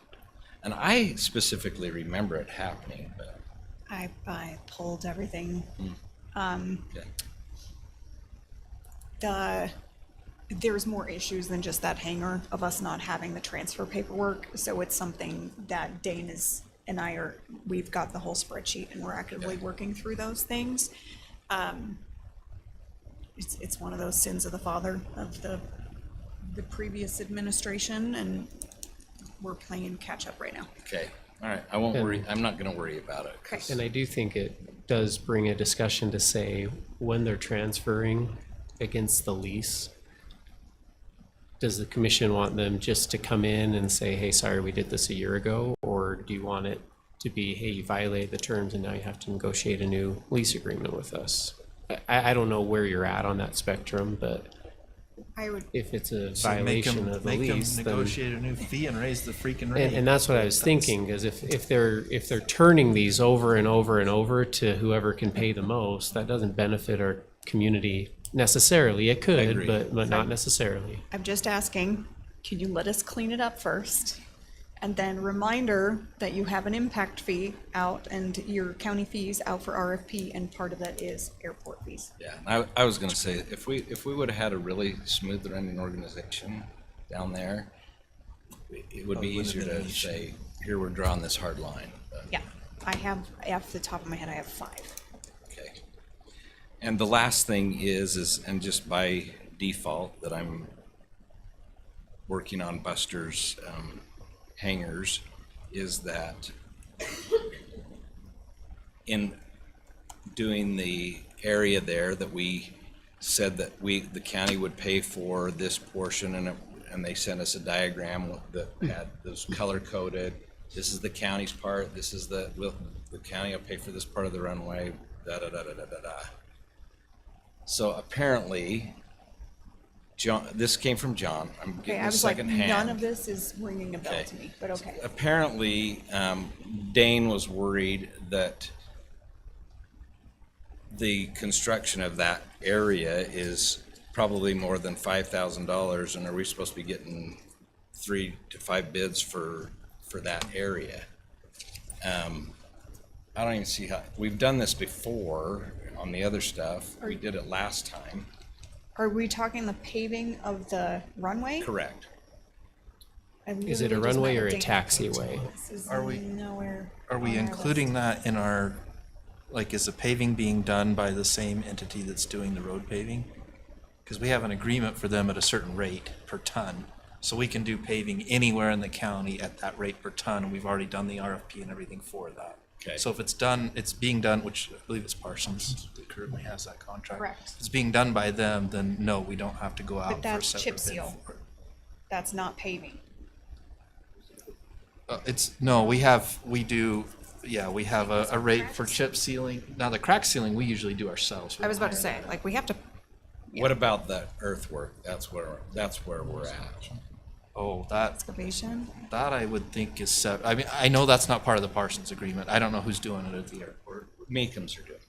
Oh, Okay. Meekums are doing it for us. So in the past, they've done all that, and then we've got the county's price on the asphalt. to have like Parsons or whoever come do the asphalt. So yeah, I just know it wouldn't be I would think the cost-effective to earthwork bring we somebody else in should to have bid go. out, but I don't, because I know we don't have a long-term agreement on that. We just do on the asphalt. And we typically get a 3-year deal on the asphalt pricing. Is this 20% or whatever agreement in writing somewhere that I can pull 20%? or whatever It was one that we had, we approved it in 2025 with Brad. This agreement, it came back in the spring, I think it was, is when it came to us on that. And I don't remember which date it was. I'm talking about the agreement where we're gonna pave. Oh. It would have been in when we were dealing with the Buster thing, and Okay, they so brought in a somewhere in that color-coded- agreement, because I'm gonna have to pull it, somewhere in that agreement is language that we're gonna pay for XYZ. Okay, Correct. because I did not Tax- budget for that, taxiway it to was the- not, it's not on my list of things he and I talked about this morning, so I'm like, this is all new to me, so I will pull that, and, I'm sure, just like when we did the fairgrounds, the city was doing the trail and we just finished and did our pass-through billing. I'm sure there's a way, I just need Okay. documentation. Just throwing up the flag, so Okay. I did not know that, so, okay. and that's all I have. Well, how was Egypt? Awesome. Well, it was it was not a vacation. It was a trip. And it was a trip of a lifetime, but it was very Weren't you exhausting. carpeting the cameras? It was a business trip. There's only one room down in there. Yeah, it's pretty easy. No, it's pretty surreal to be in places that are 4,000 years old.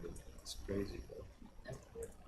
Work under the historical preservation. Yes, it will. Tell them to apply for the Get a tax credit. $1,200 tax credit. But I'll tell you, I was tired of paying $1 every time I went to the bathroom. Oh gosh, that's everywhere. And, Outside of the US. Yeah, anywhere 5 outside the squares in, US. 5 squares out. $1, please.